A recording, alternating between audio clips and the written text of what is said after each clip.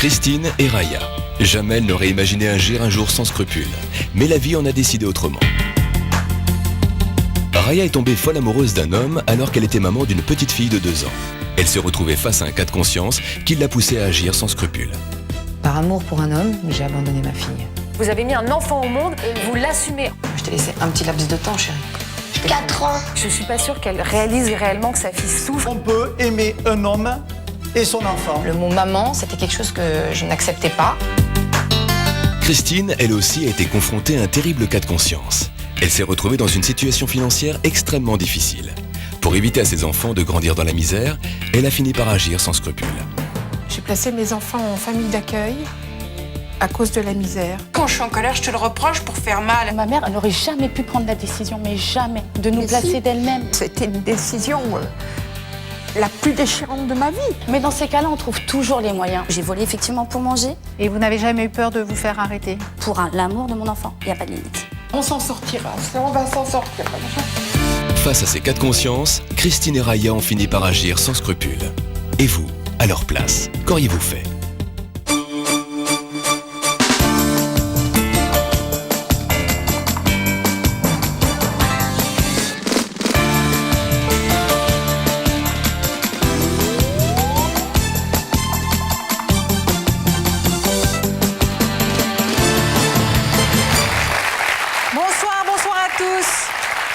Bienvenue sur le plateau de Scrupules. Alors vous allez découvrir ce soir de nouveaux cas de conscience. Les invités que nous allons recevoir n'étaient absolument pas préparés aux situations auxquelles ils se sont retrouvés confrontés. Jamais ils n'auraient imaginé un jour pouvoir agir sans scrupules et pourtant ils l'ont fait. Ce soir, oubliez vos certitudes, écoutez nos invités et posez-vous la question en votre âme et conscience. À leur place, qu'auriez-vous fait ? Vos réponses vont peut-être vous surprendre. Voici tout de suite le premier cas de conscience de la soirée. Une maman peut-elle privilégier sa vie de femme au détriment de ses enfants? Que se passe-t-il quand une femme tombe follement amoureuse d'un homme, que celui-ci lui propose de vivre la vie dont elle rêvait, à la condition de se séparer de ses enfants? La question est difficile. Vous allez découvrir l'histoire de Raya. Elle a rencontré un homme. L'amour qu'elle lui apportait était si puissant qu'elle n'a pas vu d'autre issue que de laisser sa fille de 2 ans à ses parents. Voici le cas de conscience de Raya. Que feriez-vous si vous tombiez amoureuse d'un homme qui vous propose de vivre la vie dont vous rêviez, mais sans votre enfant? Raya s'est retrouvée un jour face à ce cas de conscience. Elle a fini par agir sans scrupules. Par amour pour un homme, j'ai abandonné ma fille. Quand sa fille a 2 ans, Raya a un coup de foudre pour un homme qui lui propose de partir mener la grande vie au bout du monde, mais sans sa fille. Elle quitte alors son mari et abandonne sa fille à ses grands-parents. Pendant 5 ans, Raya refuse son rôle de maman. Elle préfère vivre sa vie de rêve. Alors là, c'était une époque où je n'étais pas là, donc toujours les vacances sans maman, toujours toute seule, avec papy et mamie. Je pense que c'était quand elle avait 4 ans et demi, ça, quelque chose comme ça. Je ne me souviens pas tellement parce que bon, moi je ne l'ai pas connue comme ça, donc je ne l'ai pas vue comme ça. Pour moi, elle était de bébé, elle a grandi tout de suite. Et ça, c'était un Noël où j'étais pas encore là, malheureusement. Parce qu'elle en a passé des Noëls sans moi. Vous l'appeliez quand même pour Noël, pour lui souhaiter... Non, non plus, non. Non, parce que j'avais pas la tête, j'étais à des milliers de kilomètres, donc j'avais pas la tête à l'appeler. C'était beaucoup plus fort que moi. L'amour de l'homme avec qui j'étais était plus fort, de l'amour que j'avais pour ma fille. Le mot maman, c'était quelque chose que je n'acceptais pas. Donc je voulais être encore la petite fille qui s'amuse, donc j'ai trouvé quelqu'un déjà plus jeune que moi. Et puis ça a été la belle vie. Donc j'ai mis ma fille de côté totalement au niveau de ma vie. Alors là, j'ai des petits mots que ma fille m'envoyait quand elle essayait de rentrer en contact avec moi. Je les ai gardés. J'ai gardé les plus sensibles que j'aimais. Donc un joyeux Noël maman. Elle a pensé à moi à Noël alors que moi je pensais pas à elle. Je t'aime. Ça c'est ses petits dessins. Toujours, partout, je t'aime maman. J'étais contente sur le coup, mais bon, je rangeais ça dans le placard. Après c'était fini quoi. J'étais irresponsable. Mais bientôt, l'aventure touche à sa fin. Son couple bat de l'aile. Raya décide alors de rentrer et de récupérer son enfant. Aujourd'hui, sa fille a 11 ans. Elle vit avec sa mère, mais il est difficile pour elle de lui pardonner ces 5 années de séparation. Bonjour mon poussin. 2 heures de retenue. Non. Si. Qu'est-ce que t'as fait? Je suis bagarrée. Bonjour. Bisous maman. Ça va mon chéri? Oui. 2 heures d'école, est-ce que tu t'es bagarré? Ouais. Tu t'es bagarré pourquoi? Je sais pas, parce que elle m'énervait, la fille. Tu lui en veux à ta maman d'avoir fait ça? Oui. C'est normal. Elle voulait absolument, mais elle m'a laissé. Je t'ai laissé un petit laps de temps, chérie. 4 ans. Oui, mais je t'ai laissé pas toute une vie. C'est pas comme si je t'ai abandonnée aux mains des étrangers. Moi, mon Tu rôle, sais c'est... parler que de ça ou t'as autre chose à dire par hasard? Non, parce que je veux parler de ça avec toi. Parce que tu n'en parles jamais. Et alors? À chaque fois que je veux pas. Si je veux essayer d'en parler avec toi, tu veux pas, tu te bloques. Donc j'aimerais bien avoir tes réactions. J'aimerais savoir comment... Non, tu parles d'autre chose maintenant. Parce que t'aimes pas? Stop, c'est fini. Tous les jours, Raya essaie de rattraper le temps perdu. Au moment des devoirs, elle tente de restaurer son autorité. Are you? Non. C'est pas grave si c'est pas dans l'ordre. Si, c'est très important, l'ordre. Vas-y. Mais il y a it is aussi. Oui, non, mais attends, je m'en fiche. Tu me rapprends. Tu me rapprends ta Non. leçon, je te lâcherai pas. Dépêche-toi. Je te lâcherai pas. Tant que tu sauras pas, je te lâcherai pas. L'année dernière, elle m'aidait même pas à faire mes devoirs. Ouais, c'est vrai. C'est vrai. Maman, le mot maman, c'est un conflit. C'est dingue, je m'en aperçois. Parce que tu m'aimes pas. Je vois pas. C'est nouveau, ça. Je t'aime pas. C'est tous les jours comme ça. Parce que c'est moi qui commande, c'est pas toi. Il y a des moments où je dis, c'est pas possible, tu peux pas être ma fille. Comment elle me répond, comment elle me parle. Faut assumer, ma pauvre. Voilà, faut assumer. Tu m'as fait, tu m'assumes, comme elle dit. Je m'en prends plein la tête. Hein. C'est sûr que maintenant, au jour d'aujourd'hui, je suis une mère, mais elle m'en fait baver. Hein. Comme toutes les adolescentes, elle adore emprunter les habits de sa mère. Pour Raya, c'est le bon moyen d'apaiser les conflits. On a un petit rapprochement toutes les deux, c'est les affaires, ce que je mets. Donc c'est vrai que je suis contente que ça nous rapproche l'une de l'autre. Voilà. C'est que quelque part, elle m'aime bien. Elle va bien? Non, t'es belle. Tu fais jeune fille comme ça, tu fais grande. Ah bon? Ouais. Ça fait drôle quand je te regarde. Vous faites souvent des câlins? Oui, on en fait de temps en temps. C'est rare, on va dire, c'est des petits moments que je pioche comme ça. Je pioche des petits moments un petit peu par-ci par-là. Tous les jours, j'en pioche un petit peu. C'est pas longtemps, mais dès que je les pioche, c'est le bonheur pour moi. Voilà. Hein? Toi et ta maman. Bisous.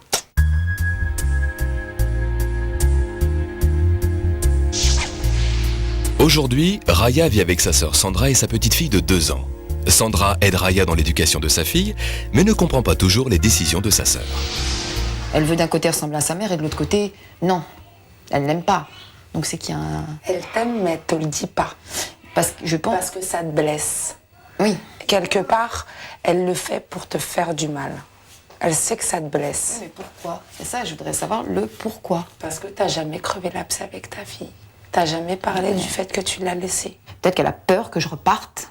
Donc elle veut pas s'attacher ou elle veut pas me dire « Maman, je t'aime, je veux plus que tu repartes ». Elle m'a jamais dit ça. Hein. C'est la facilité, c'est je vais refaire ma vie, je laisse ma fille et puis comme ça je suis tranquille. Quoi. Je sais pas, moi je le conçois pas.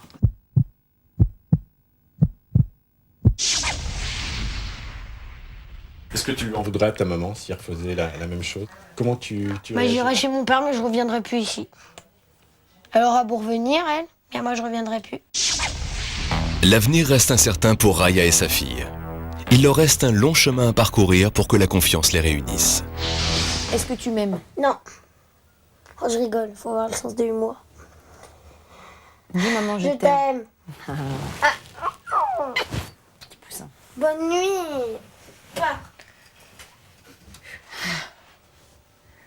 Je suis une maman qui a un cœur et qui aime son enfant. Donc forcément, quand elle me fait ça, qu'elle me rejette comme ça, qu'elle me donne pas d'amour, bien sûr, ça vous touche au plus profond. Moi, ça me fait très mal. J'ai mon cœur qui est brisé en deux. C'est sa façon à elle de dire j'existe. Ou une façon de me punir, je ne sais pas. Pour vivre sa vie amoureuse, Raya a fini par agir sans scrupule. Elle s'est séparée de sa fille de 2 ans. Et vous, à sa place, qu'auriez-vous fait? Ça va? Je vous vois toute tremblante. Ouais. C'est très dur de voir les images comme ça. C'est de voir les images. De voir son enfant parler comme ça. Qu'est-ce qui vous a choqué ou blessé dans ce que vous avez entendu? Le fait qu'elle ne m'ait pas pardonné. Et de dire que si jamais ça recommençait, qu'elle ne reviendrait plus jamais, quoi. Mais ça, c'est normal. Je veux pas la perdre. J'ai perdu avec elle quand même 4 années. 4 années importantes. 4 années importantes. Comment vous décririez les rapports que vous avez toutes les deux? C'est conflictuel. Elle est toujours en conflit avec moi de toute façon. Toujours en train de me reprocher. Si jamais je pars quelque part, tu vas m'abandonner. Elle n'est jamais sûre du lendemain. Et qu'est-ce que vous lui dites pour la rassurer? Que je l'aime et que si c'était à refaire, je ne le referais pas. Quand j'étais enceinte de mon enfant, ça a été la plus belle chose de ma vie. Quand j'ai mis mon enfant au monde, ça a été tout pour moi. D'abord, elle n'était qu'à moi, c'était à moi, je ne voulais pas qu'on y touche.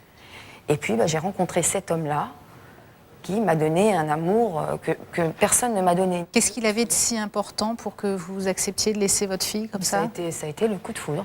Je pense que, étant plus jeune, je n'ai pas eu l'image d'un père présent. Et j'ai rencontré un homme qui, à ses yeux, j'étais une princesse. Donc forcément, j'ai 23 ans, je connais rien de la vie. Donc voilà, il m'emmène dans des pays magnifiques, on voyage, on va dans des endroits voilà, qu'au jour d'aujourd'hui, je ne pourrais plus revoir.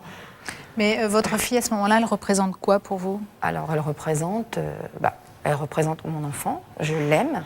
Bon, elle était petite, donc cet amour-là, ça ne me comblait pas.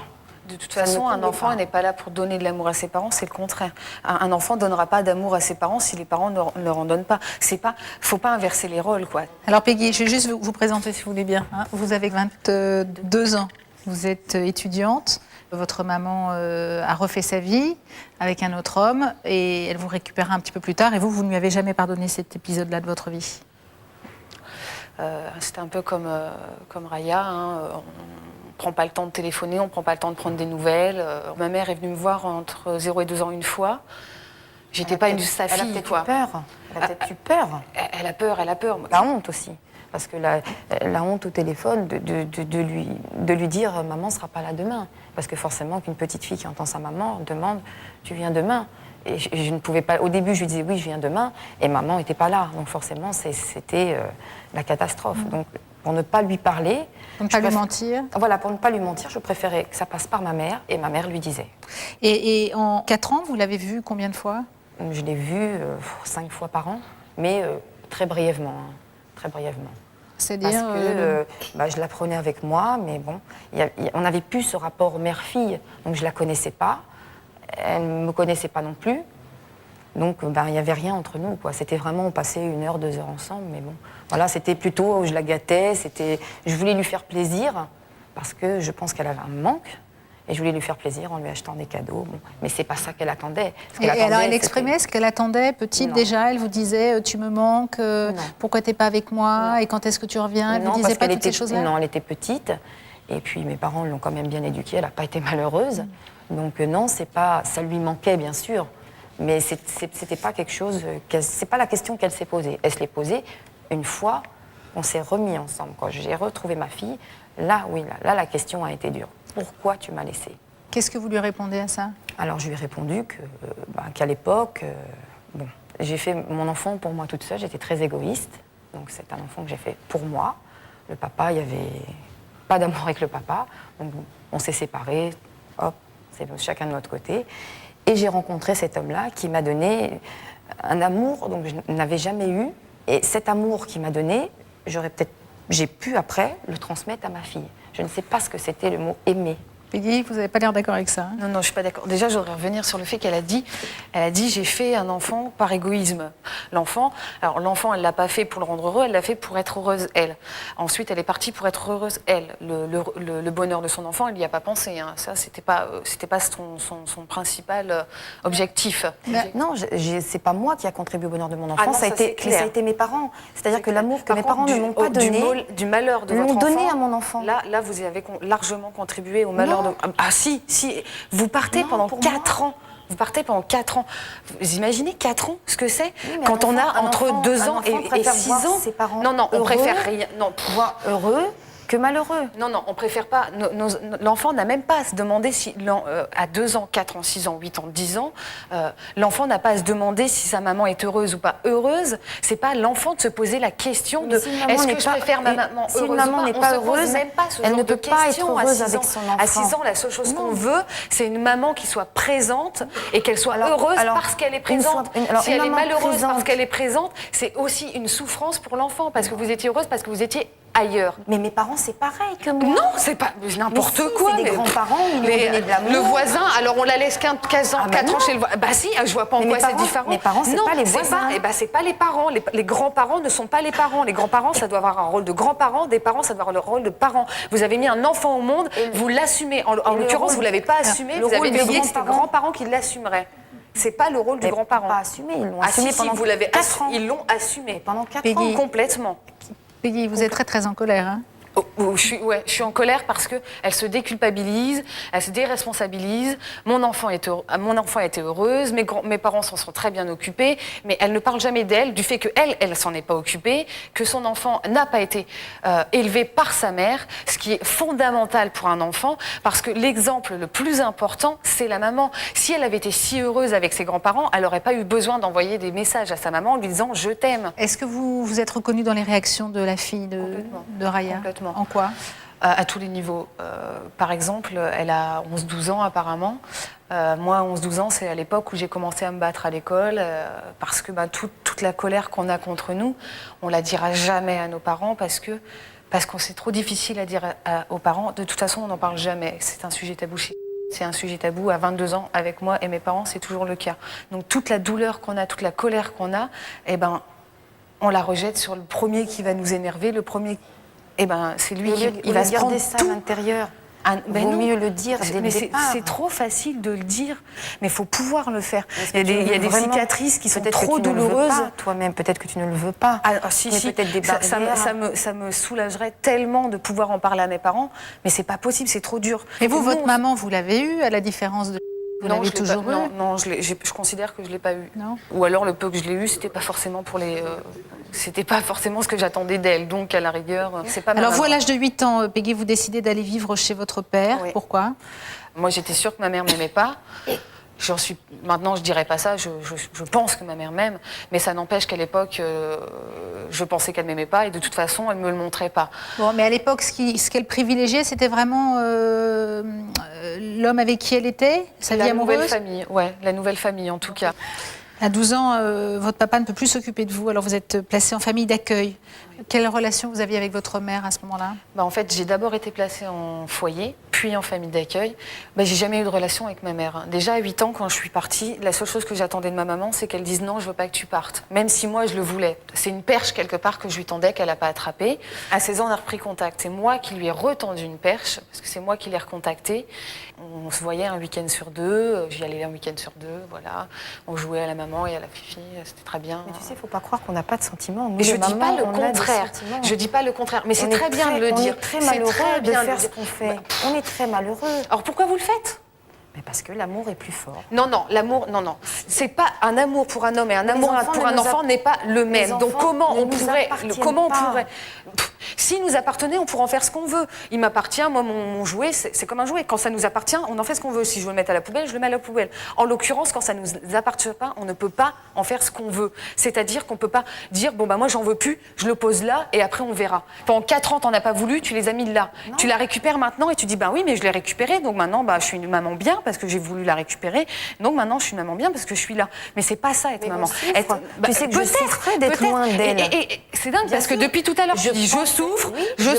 Elle a été heureuse. Tu n'as dit à aucun moment, ma fille a souffert. Elle n'a jamais été malheureuse. Oh là là, mais c'est... Comment tu peux le dire? Comment tu peux dire que ta fille n'a jamais été malheureuse? Déjà, tu n'es pas dans sa tête. Et excuse-moi, si elle réagit comme elle réagit dans le reportage, c'est qu'elle a été plus que malheureuse, c'est qu'elle souffre encore aujourd'hui. Petite, elle ne savait pas.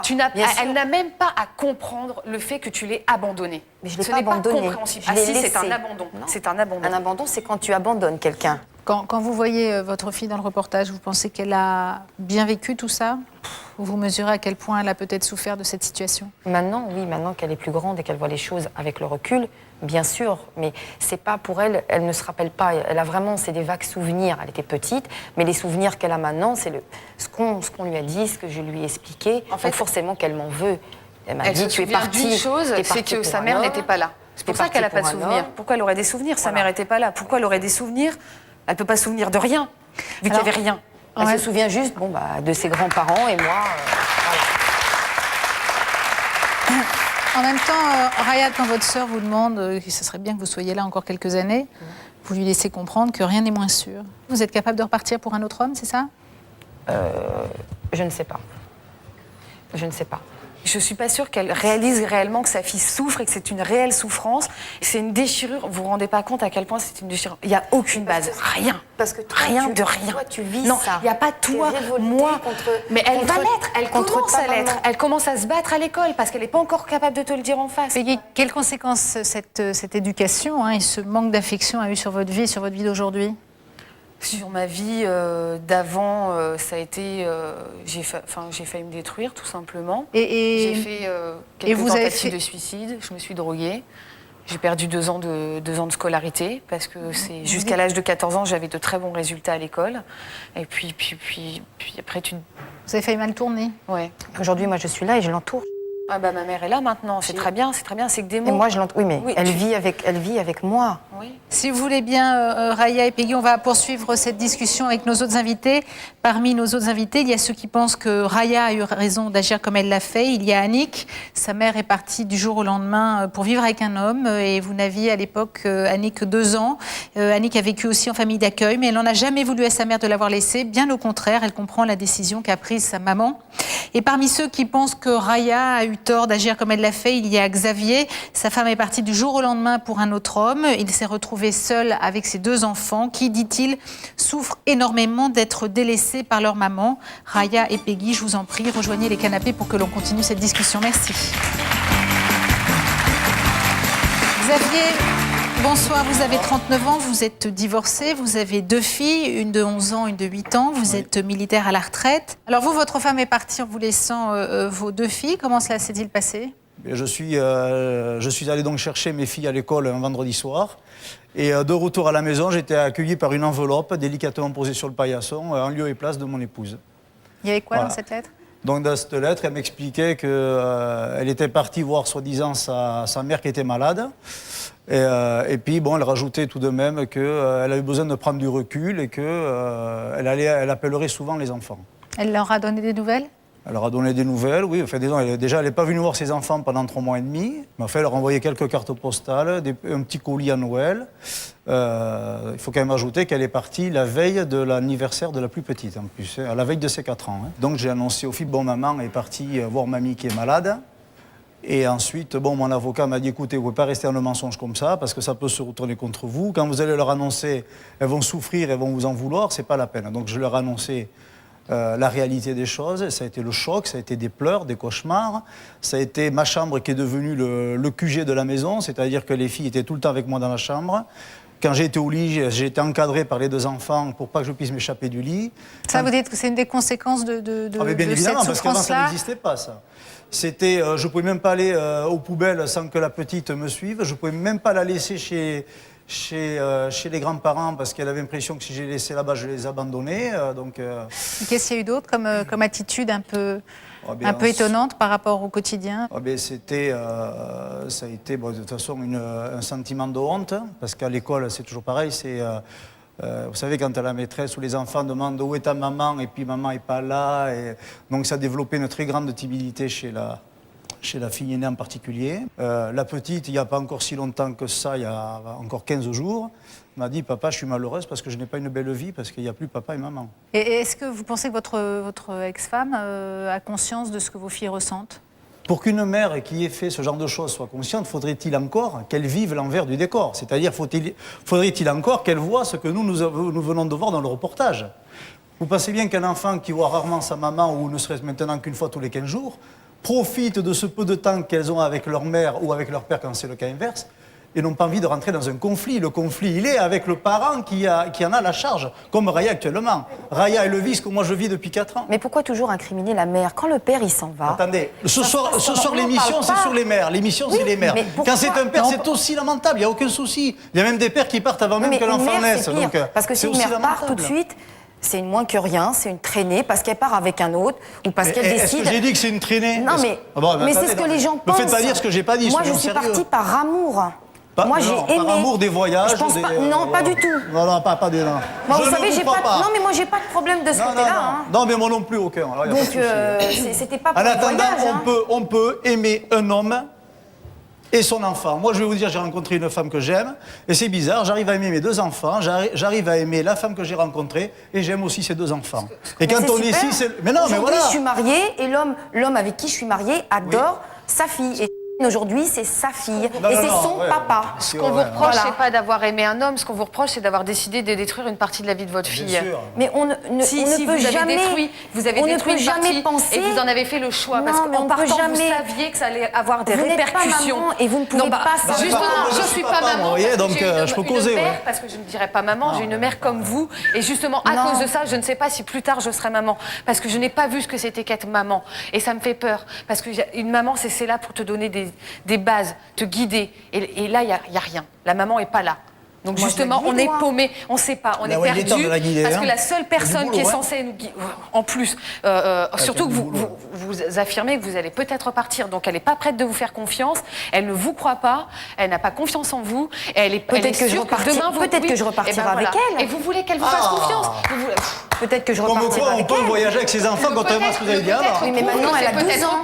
Maintenant, elle a 12 ans. Vous êtes contradictoire dans vos propos. À l'époque, elle avait 2 ans. Aujourd'hui, elle a 12 ans. Mais il n'y a pas. On peut partir dans un pays étranger avec son enfant, la mettre dans une école. Ouais. Bien sûr qu'à l'époque, on n'entraîne pas un enfant de 2 ans. Ben oui, il aurait fallu la mettre en soute dans l'avion. C'était un bagage encombrant. On met en soute dans l'avion. C'est impossible. Vous avez qui a la garde de vos enfants aujourd'hui? C'est moi qui en ai la garde depuis 4 ans. Enfin, la garde, la domiciliation. Annick, vous avez 55 ans, vous êtes mariée, vous avez 3 enfants. Vous, votre maman vous a abandonné à l'âge de 2 ans. Elle vous a laissé pour vivre sa vie amoureuse. Malgré cela, vous dites que vous ne lui en avez jamais voulu. Jamais. Votre papa n'a pas pu s'occuper de vous à cette époque-là, donc vous vous êtes retrouvée en famille d'accueil. Comment on vit quand on est une petite fille et qu'on n'a pas sa maman? Alors, on vit très mal, parce que dans cette famille d'accueil, j'étais malnutrie, j'étais pas lavée, je n'avais pas d'hygiène. Vous aviez de l'affection? De l'affection, non, j'appelle pas ça de l'affection. J'étais une enfant qui avait envie de se faire aimer, mais je ne me suis pas permise de juger maman parce que je n'avais pas les éléments pour la juger. Alors, à quel moment votre maman vous a manqué? À l'âge des 18 ans, où j'ai décidé alors de la rechercher. Et vous allez la retrouver à 48 ans, c'est ça? À 50 ans. Comment ça se passe? Comment vous vous retrouvez? Comment se passent ces retrouvailles? Le premier coup de téléphone, je ne le donne pas parce que je n'ose pas. J'ai peur. Donc c'est mon mari d'alors qui prend le téléphone et elle dit à mon mari « passez-la moi ». Et là, elle me dit « je suis très heureuse que tu m'aies retrouvée. De toute façon, j'ai toujours pensé à toi. J'ai su aussi qu'elle avait envoyé des lettres à papa qui me les avait cachées. Donc, où elle disait que sans cesse, elle avait pensé à moi, qu'elle ne m'oubliait pas, qu'elle espérait que je m'en étais bien sortie dans la vie. J'ai su aussi que quand j'étais en famille d'accueil, elle est venue 3, 4, 5, 6 fois à la grille et on lui a toujours fermé la porte en disant tu les as laissés, on ne te les montrera pas, puisque j'avais aussi une sœur. Donc elle n'a jamais pu faire le pas de dire je vais les emmener, je vais les prendre. On lui a toujours refusé. Et ça m'a fait dire que quelque part, elle nous aimait et elle nous a toujours aimés et elle m'a toujours aimée. Donc vous lui avez pardonné, j'allais dire, d'emblée, sans jamais lui faire de reproches, même après coup. Vous lui avez demandé pourquoi elle vous avait laissé aussi directement que ça? Non, je n'ai pas été aussi directe, mais je me suis dit, je ne juge pas maman, je sais qu'elle m'aime, je suis contente de la retrouver. J'ai beaucoup souffert, mais le peu qu'on fera ensemble sera quelque chose de magique pour nous. Et par rapport à Peggy, je voudrais revenir par rapport à Peggy. Je vous sens écorchée vive, mais je le comprends. Je l'ai été aussi. Et j'ai 55 ans, vous n'en avez que 22. Mais je peux comprendre que vous soyez écorché vif, que vous n'ayez pas eu ce que vous attendiez d'une maman. Moi aussi, j'attendais d'une maman des bisous, de la tendresse, qu'elle me borde, etc. Ce que je n'avais pas en famille d'accueil. Mais ce que j'ai fait, moi, j'ai dépassé ce stade. Je me suis dit, finalement, j'ai beaucoup manqué d'amour et je vais en donner aux autres. Et j'ai adopté 3 enfants. Vous, Peggy, vous ne pensez pas que vous pourriez réagir comme Annick, comme ça, pardonner définitivement, peut-être pas tout de suite, plus tard De toute façon, je ne cherche même pas à pardonner ou ne pas pardonner. Ça n'empêchera pas que je souffrirai toujours. Je vais toujours me lever le matin en sachant que ma mère n'a pas été présente, qu'elle ne l'est toujours pas, et je me couche le soir en sachant que ma mère n'a pas été et ne l'est toujours pas. Que je pardonne ou pas ne changera pas la situation. Ça me fait souffrir, encore aujourd'hui, c'est pas prêt de s'arrêter, j'en suis parfaitement consciente, et j'essaye pas de trouver des subterfuges en me disant ça y est, je vais pardonner, ça va être la fête, on va tout effacer. Ça se passe pas comme ça, la vie. Mais pardonner, ce n'est pas l'oubli. Ah mais non, je ne dis pas ça. Parce que le passé, on n'arrête pas de dire tu pardonnes, tu vas voir, tout va aller mieux. Non. Claude Lemaine, bonsoir. Est-ce que pardonner est une solution pour Peggy ? Pour Peggy, oui, bien sûr, mais elle n'est pas obligée de le faire. Je pense que si sa maman ne lui demande pas de la pardonner, elle n'a pas à lui faire le cadeau de ce pardon, puisqu'elle a effectivement déjà beaucoup accepté de sa maman. Là, il est hors de question qu'elle capitule une seconde fois.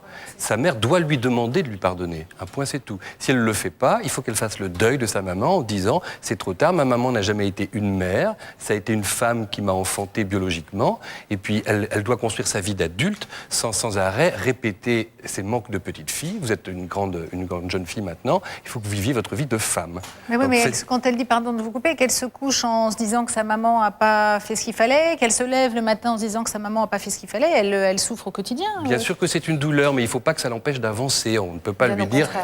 Bien au contraire. Justement, c'est un moteur Avant, ça a été, pendant très longtemps, ça m'a fait stagner, quasiment reculer, parce que j'ai eu une grande période où j'étais complètement paumée et les seuls substituts que je trouvais à ma maman, ça a été un tas de choses qui traînent dans la rue et qu'on achète, et puis que voilà, c'est très bien. Hein. Enfin, voilà.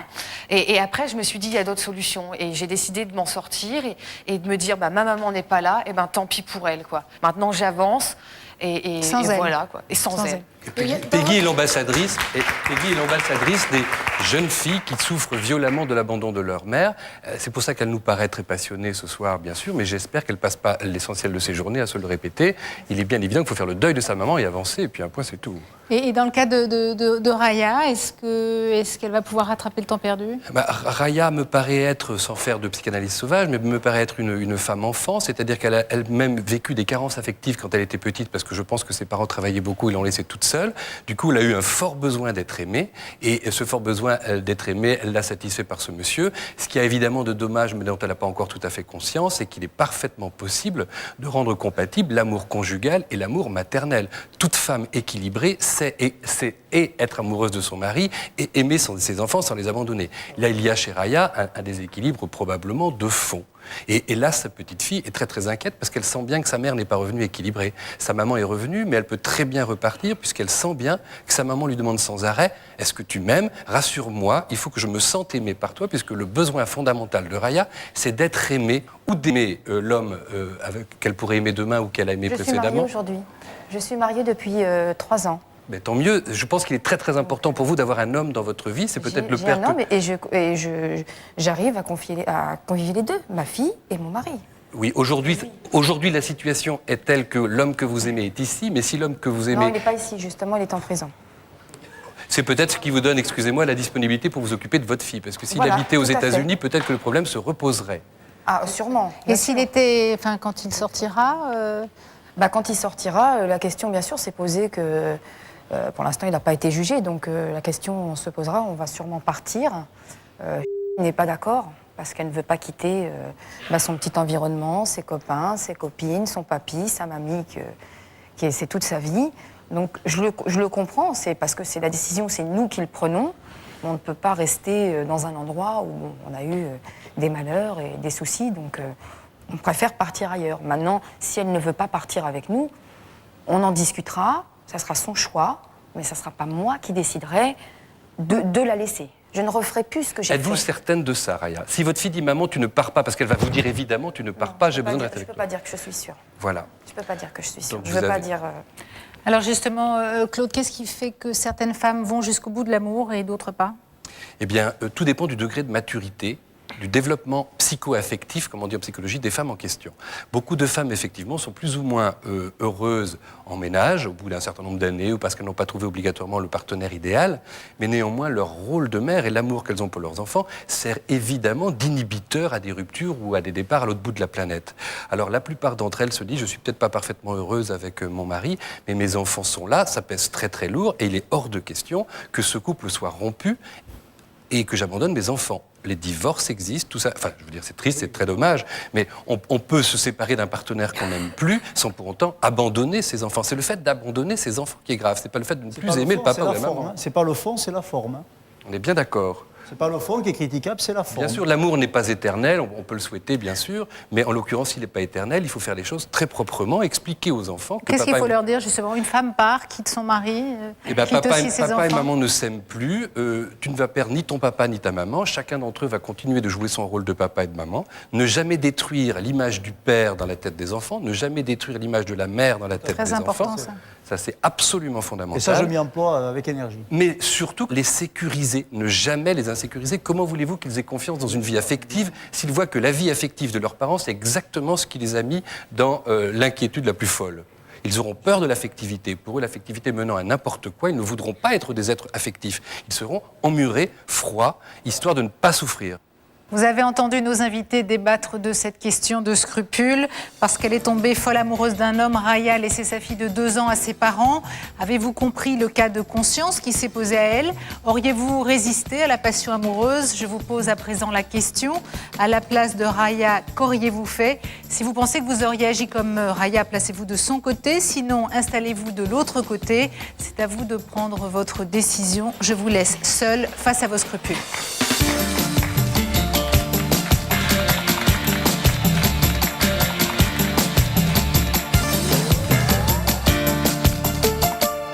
C'est une femme enfant, une femme qui ne sait pas ce que c'est que donner de l'amour et recevoir de l'amour. C'est une femme qui vit dans un monde qui n'est pas le mien en tout cas, et qui ne réalise pas les fautes qu'elle peut commettre, qui n'a pas du tout d'empathie.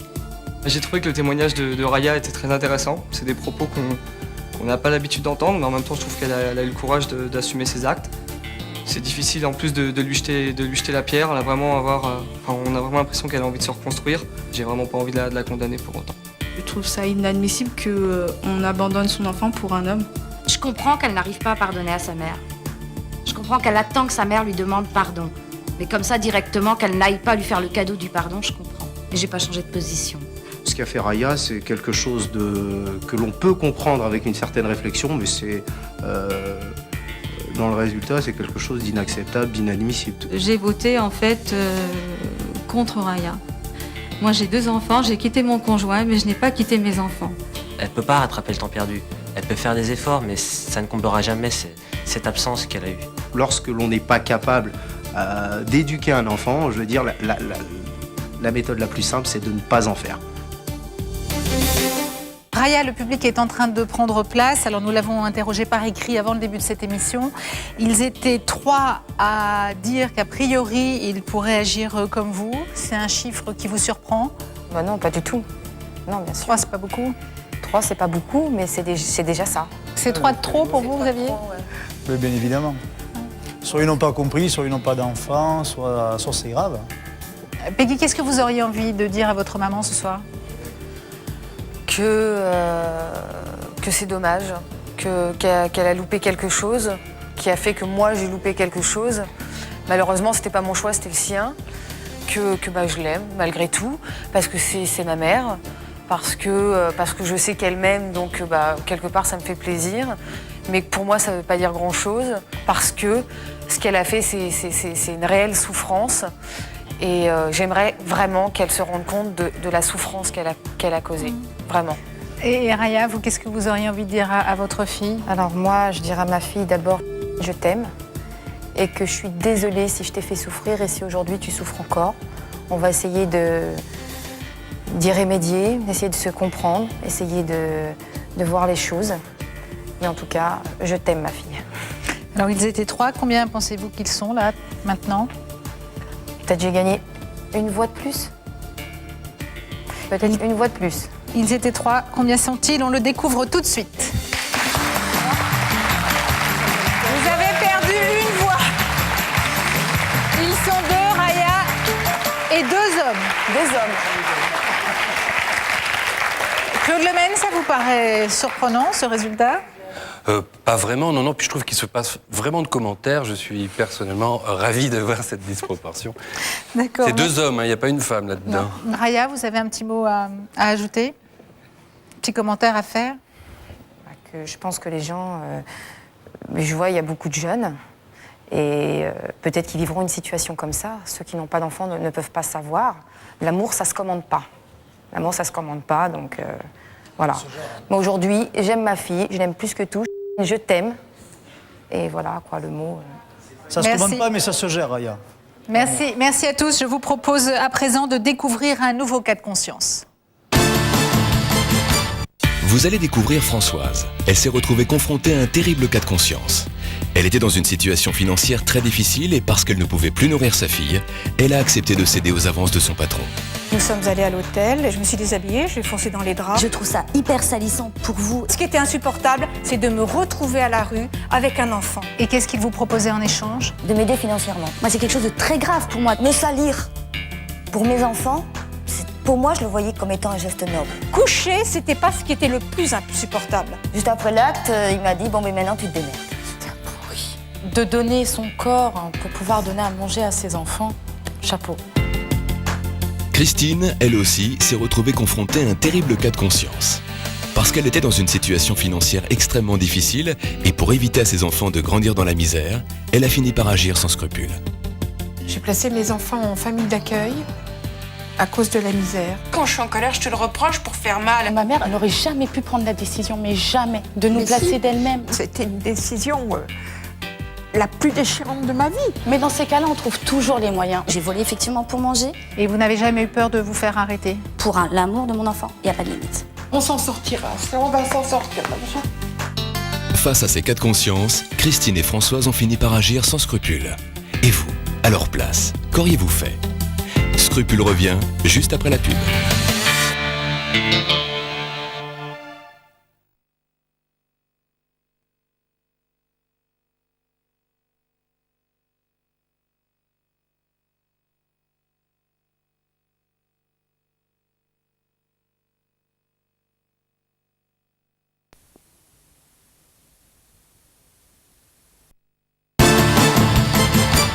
Une maman peut-elle rendre ses enfants heureux quand elle se retrouve dans la misère? Peut-elle imposer à ses enfants de vivre dans des conditions très précaires? La question est difficile.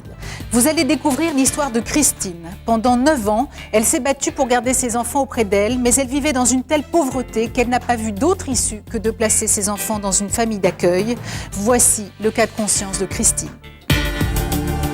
Que feriez-vous si votre mari vous quittait du jour au lendemain, vous laissant avec vos 2 enfants? Si après avoir vécu confortablement, vous vous retrouviez seul et sans ressources? Christine a été confrontée un jour à cette situation. Pendant 9 ans, elle a essayé de se battre, mais elle a fini par agir sans scrupule. J'ai placé mes enfants en famille d'accueil à cause de la misère. Je ne pouvais plus les habiller, je ne pouvais plus les nourrir. Et j'étais moi-même déficiente de santé et je n'avais pas le choix. Aujourd'hui, Christine loue une petite maison à la campagne qu'elle paie grâce à son RMI. Les seuls biens qui lui restent sont des meubles de famille. Pourtant, jusqu'en 1989, Christine vivait dans l'opulence avec son mari cadre supérieur. Du jour au lendemain, c'est la rupture. Elle se retrouve seule avec ses 2 enfants de 2 et 7 ans. Sa santé fragile ne lui permet pas de travailler et rapidement elle se retrouve sans un sou. Les 9 années qui suivent seront des années de galère. En peu de temps, en disons 48 heures, nous nous sommes retrouvés absolument avec rien. On a récupéré tout ce qu'on a pu récupérer en vêtements, chaussures. Mon fils a eu aussi des chaussures où je l'ai connu, où il avait les pieds mouillés. Vous voyez, il a un pullover qui est très grand aussi, le pantalon qui est un Bermuda qui descend 3/4 du... Mais bon, on faisait avec ce qu'on pouvait. Hein. On mangeait avec 100 francs par semaine et j'achetais un poulet, je dirais, un poulet merdique que je faisais griller et une fois qu'il était grillé, je le mettais dans la soupe et je faisais la soupe avec une carotte, un oignon, 2 pommes de terre et il fallait que ça fasse la semaine. Ma fille, elle était tellement perturbée qu'elle a fait des tentatives de suicide très importantes. C'était l'enfer à la maison. Elle ne voulait plus rentrer, on n'avait plus d'électricité, plus d'eau, plus rien.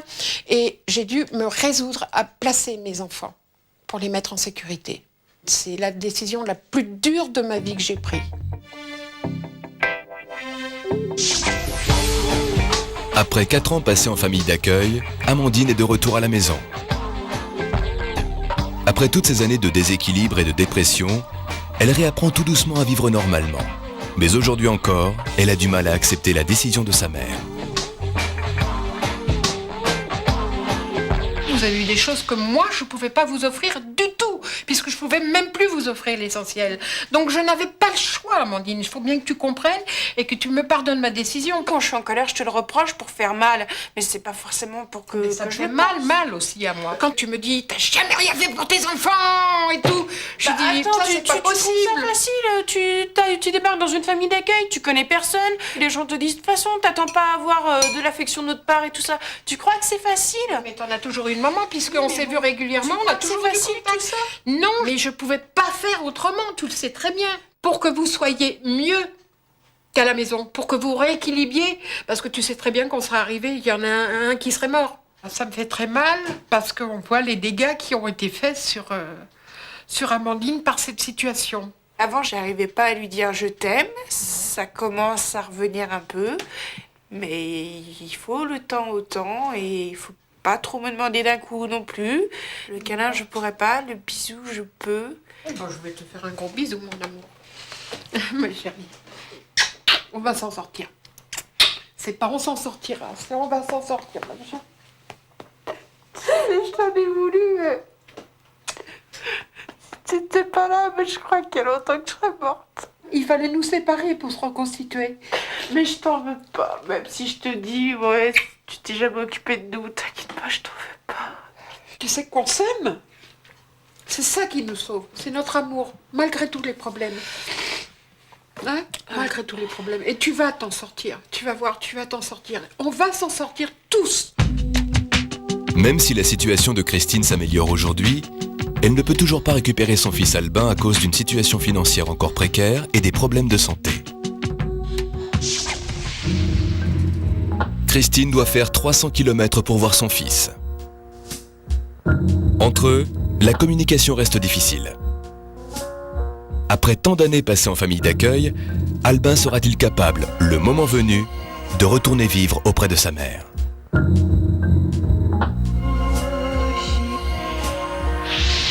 Bonjour mon amour. Salut ma chérie. Il y a longtemps que je ne t'avais pas vu. Hein. Hein? Je suis contente de te voir. Hein? Tu peux te voir maman? Ouais. Et ici tu pêches quoi alors? Du poisson-châle, la brème, du carassin, la carpe, un peu de tout. Albin, tu pourrais rentrer chez toi aujourd'hui avec ta maman? Un petit peu difficile de quitter quand même la famille d'accueil, quand même. Ben oui, t'es bien là. Ouais. T'es en sécurité, t'es bien. Et chez des gens adorables. Mais notre amour, il est... Hein, Albin? Notre amour, il est intact. Il est pareil. Ben oui. On s'aime toujours autant, je suis toujours ta maman qui t'aime. Ça n'a pas changé. Non. Ça changera jamais. Ouais? Ouais. Je t'aime, mon chéri. Oh, mon bébé. C'est mon fils, ça.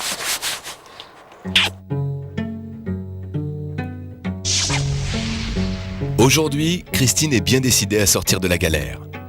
Depuis peu, elle s'est lancée dans l'artisanat en espérant pouvoir un jour nourrir sa famille. On va s'en sortir. Je me bats tous toujours avec des bouts de chandelle, mais je me bats. Et un jour, eh bien, notre famille sera à nouveau réunie.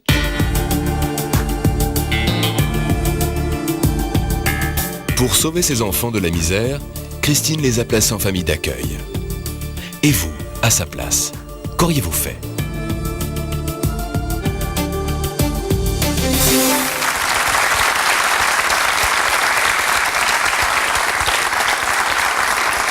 Christine, bonsoir. Bonsoir, Carole. Ça va? Ça va. Qu'est-ce qui vous a ému à ce point-là? De voir toute cette souffrance que l'on a vécue depuis des années. On a quand même un amour très fort entre nous, mais c'est très difficile. Je n'ai pas mis des enfants au monde pour arriver à ce stade-là. Et c'est très dur. Et je me battrai, on arrivera, mais c'est très très dur. En plus, c'était une décision la plus déchirante de ma vie. Mon cœur a saigné complètement. Alors justement, au moment où vous décidez de vous séparer de vos enfants, de les placer en famille d'accueil, est-ce que vous en avez parlé avec eux? Je leur en ai parlé. On a cherché parce que la situation chez nous, nous n'avions plus d'eau, plus d'électricité, plus de gaz. En plein hiver, on nous a tout coupé. Et c'était pas possible de garder les enfants. Je les ai gardés 9 ans dans la galère. Je me suis battue bec et ongles. Et là, c'était plus possible. Alors justement, pourquoi les placer à ce moment-là? Ça fait 9 ans, hein, vous dites que vous vous battez comme une folle pour rester avec eux. Et ce jour-là, vous choisissez la décision contraire? Eh bien, la décision contraire a été que ma fille faisait des tentatives de suicide à répétition. Et que sa souffrance par rapport à cette situation était tellement grande qu'une grande violence s'était installée dans la maison vis-à-vis de son frère, vis-à-vis de moi, et qu'elle était dangereuse pour elle-même et pour nous, et que si nous n'avions pas pris cette décision, à l'heure actuelle, on serait peut-être plus sur Terre, ni l'un ni l'autre. Alors Amandine est avec nous. Amandine est avec nous. Bonsoir Amandine. Bonsoir. Vous l'avez beaucoup regardée pendant ce reportage. Oui, c'est sûr. Elle a été émue tout comme vous, Amandine? Oui. C'est très dur, c'est très très dur. C'est très très dur, mais on va remonter la pente là, on est en train. Ben oui, parce qu'une des choses positives qui vous arrive à l'une et à l'autre, c'est que vous travaillez, Amandine, vous nous direz, oui. Et puis vous vivez de nouveau toutes les deux aujourd'hui? Oui, on vit ensemble depuis 1 an maintenant. C'est important pour vous?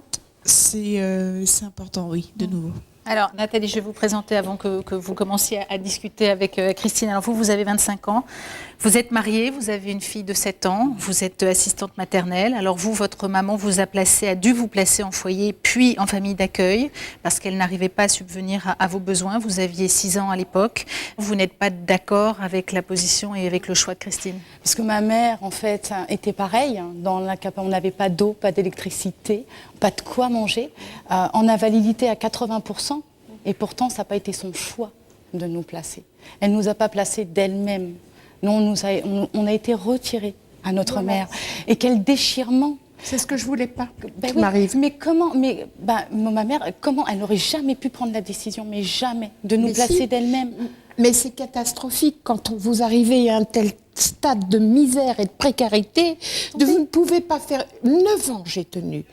Vous ne pouvez pas faire décemment, dans notre société de consommation, faire vivre des enfants sans eau, sans électricité, à la bougie, à la lampe à pétrole, ce n'est pas possible. J'étais heureuse. C'est quand on m'a enlevée à ma mère que j'étais malheureuse. Mais les enfants, c'est ma chère. Mais quand vous arrivez à un moment où dans votre famille, la souffrance matérielle amène la souffrance psychologique, il faut les protéger. Nathalie, vous, quand votre maman se sépare de vous, vous avez 6 ans. Quel souvenir gardez-vous de cet état de précarité dont parle Christine et qui a été votre cas aussi? Moi, la précarité, ça a été pour moi, entre guillemets, c'est bête à dire, mais un bonheur, quoi. Le plus grand bonheur que j'avais, c'est d'être avec ma mère, qu'elle me fasse des câlins le soir, que ce soit elle qui me couche. Après, qu'on mange à la bougie, qu'on fasse chauffer de l'eau pour se laver. Et que on ne peut pas vous couper l'eau froide. Mais si, mais bien sûr que si. C'est pas grave, vous allez chez la voisine, votre voisine, elle va pas vous refuser de l'eau. Non mais vous rigolez là complètement. Même une lampe Les gens ne veulent pas vous donner. Ils veulent je suis pas vous donner. je suis d'accord dans le cas que quand vous êtes dans la misère, il n'y a plus personne qui vient vous aider. Voilà, c'est tout. Sur ça. Mais dans ces cas-là, on trouve toujours les moyens, on trouve de l'aide. Votre fille, justement, avait 16 ans. À cet âge-là, elle est en âge de comprendre, elle est en âge de vous aider même. Mais pas du tout. Elle était en grande souffrance. Mais Elle a justement, avalé 35 comprimés pour mais se dans la suicider. souffrance. Elle a perdu une partie de sa vie. Son cœur s'est arrêté. Elle était hospitalisée d'urgence. Et si je n'avais pas pris cette décision, j'ai mis 7 mois à la mûrir. Imaginez-vous. Et comment ont-ils réagi ? Eh bien, ma fille n'a pas bien réagi parce qu'elle avait déjà été abandonnée par son papa. Elle avait considéré ça comme un deuxième abandon. Mon fils m'a dit tu ne pouvais pas faire autrement alors qu'il était beaucoup plus petit, qu'il avait 5 ans de moins. Et au fur et à mesure des mois qui passaient, on se voyait régulièrement. Hein.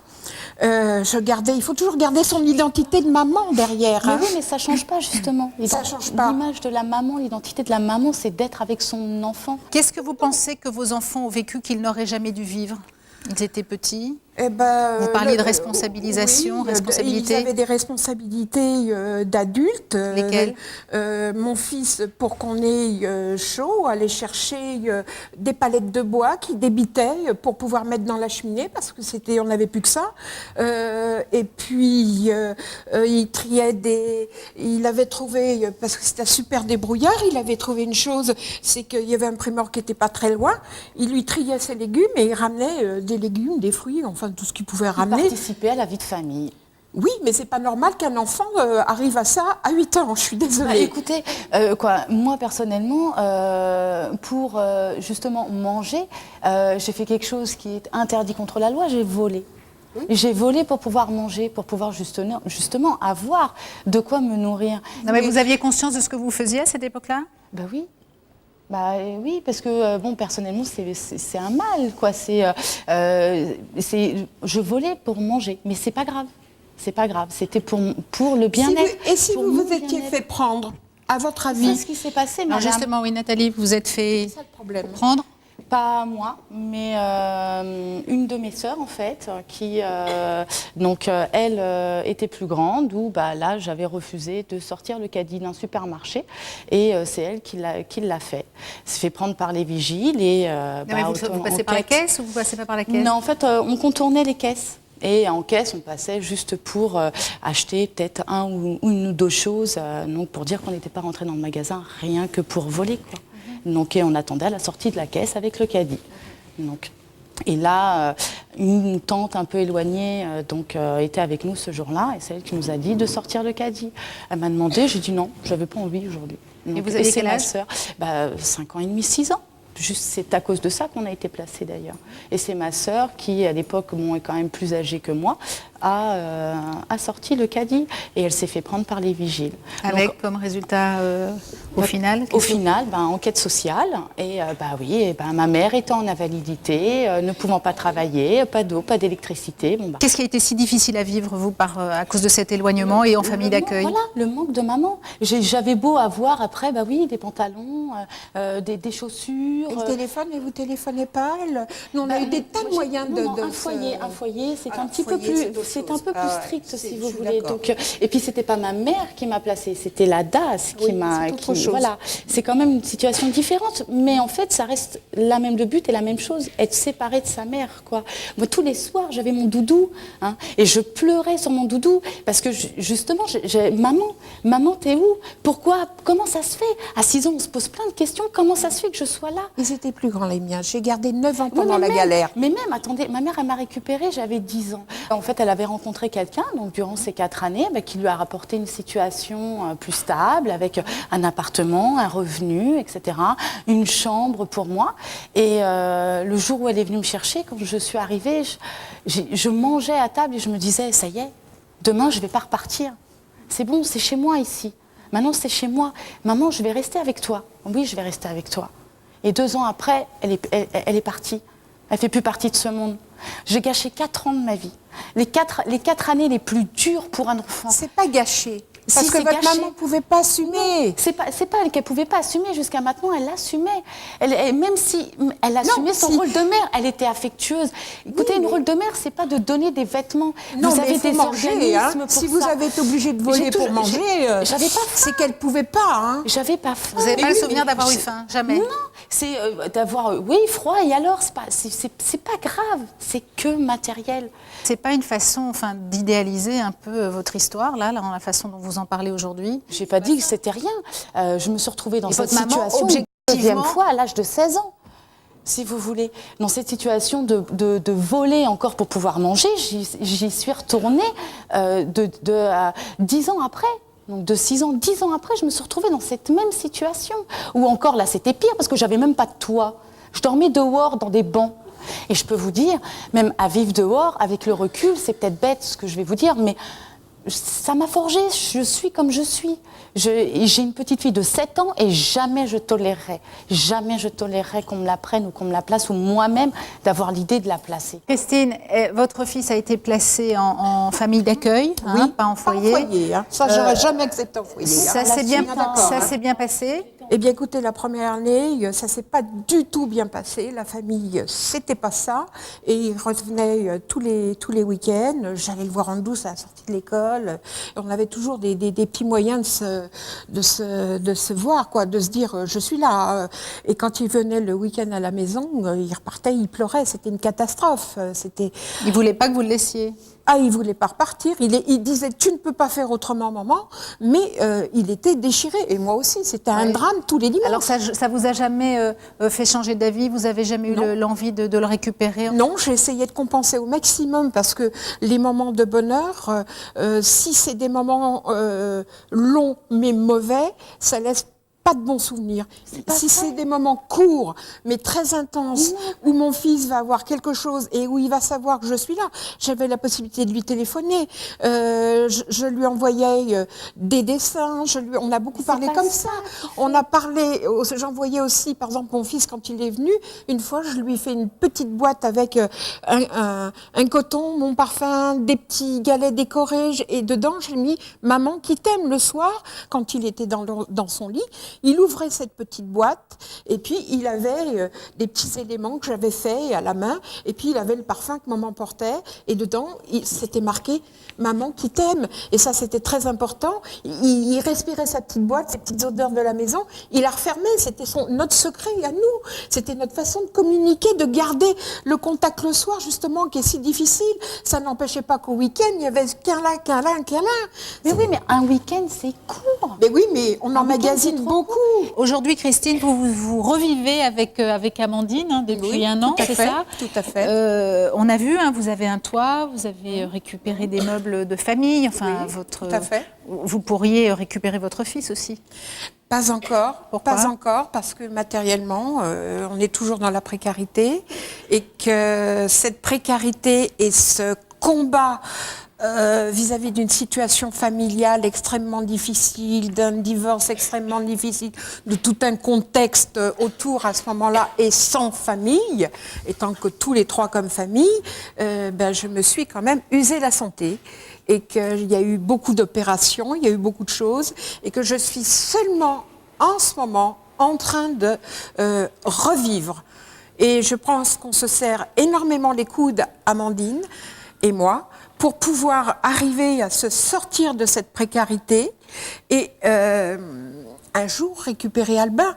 Albin a encore un an d'apprentissage dans une école spécialisée, il va être bûcheron et ça lui plaît énormément, il est tout à fait en train de s'épanouir maintenant et il est content de venir nous voir en vacances, il a des passions toutes simples, la pêche, il a des choses comme ça et puis malgré l'âge qu'il a, on fait toujours nos câlins. Amandine, vous êtes surveillante de collège et vous livrez du pain pour travailler, donc vous travaillez beaucoup et puis pratiquement nuit et jour. Alors on sent quand même que vous n'avez pas si bien vécu ça, le fait d'être placée. C'est sur le fait, quand j'ai été placée, je l'ai vécu comme un abandon, un deuxième abandon. Puis après, j'ai vu que je pouvais manger à ma faim, m'habiller bien, ça remplaçait pas maman. Sur le coup, je lui en ai voulu. Puis après, quand j'ai vu que je pouvais faire plein de choses, j'ai dit mais c'est pas plus mal. Et on peut pas laisser des enfants dans la misère.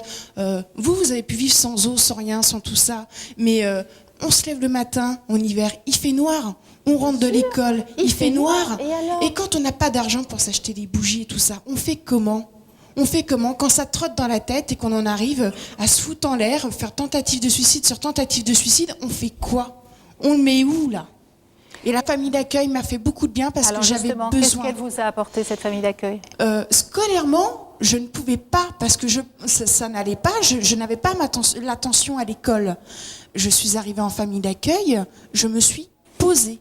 Je n'avais pas maman, c'est ce qui était dur, mais il y a eu un déclic scolairement. Ça a été, j'avais chaud, je pouvais dormir normalement, pas à 3 dans un lit, ni avec des briques chauffées à la cheminée. Je pouvais manger. Je dis merci maman de m'avoir placée. Alors, si vous le voulez bien, on va poursuivre cette discussion avec nos invités. Alors, parmi ceux qui pensent que Christine a eu raison d'agir comme elle l'a fait, il y a Stéphane. Sa mère l'a placé alors qu'il n'avait que 13 jours. Et avec le recul, il comprend parfaitement pourquoi elle a agi de la sorte et il va nous en parler. Et parmi ceux qui pensent que Christine a eu tort, que vous avez eu tort d'agir comme vous l'avez fait, il y a Virginie. Virginie n'a jamais voulu placer sa fille et pour la nourrir, elle a préféré voler de la nourriture plutôt que de s'en séparer. Christine et Nathalie, je vous en prie, je vous demande de bien vouloir rejoindre les canapés pour continuer cette discussion. Alors Virginie, bonsoir, vous avez 30 ans, vous avez une petite fille de 5 ans, vous vivez du RMI. Alors vous n'avez jamais voulu placer votre fille en famille d'accueil, vous avez préféré, je le disais, voler de la nourriture pour elle plutôt que de vous en séparer.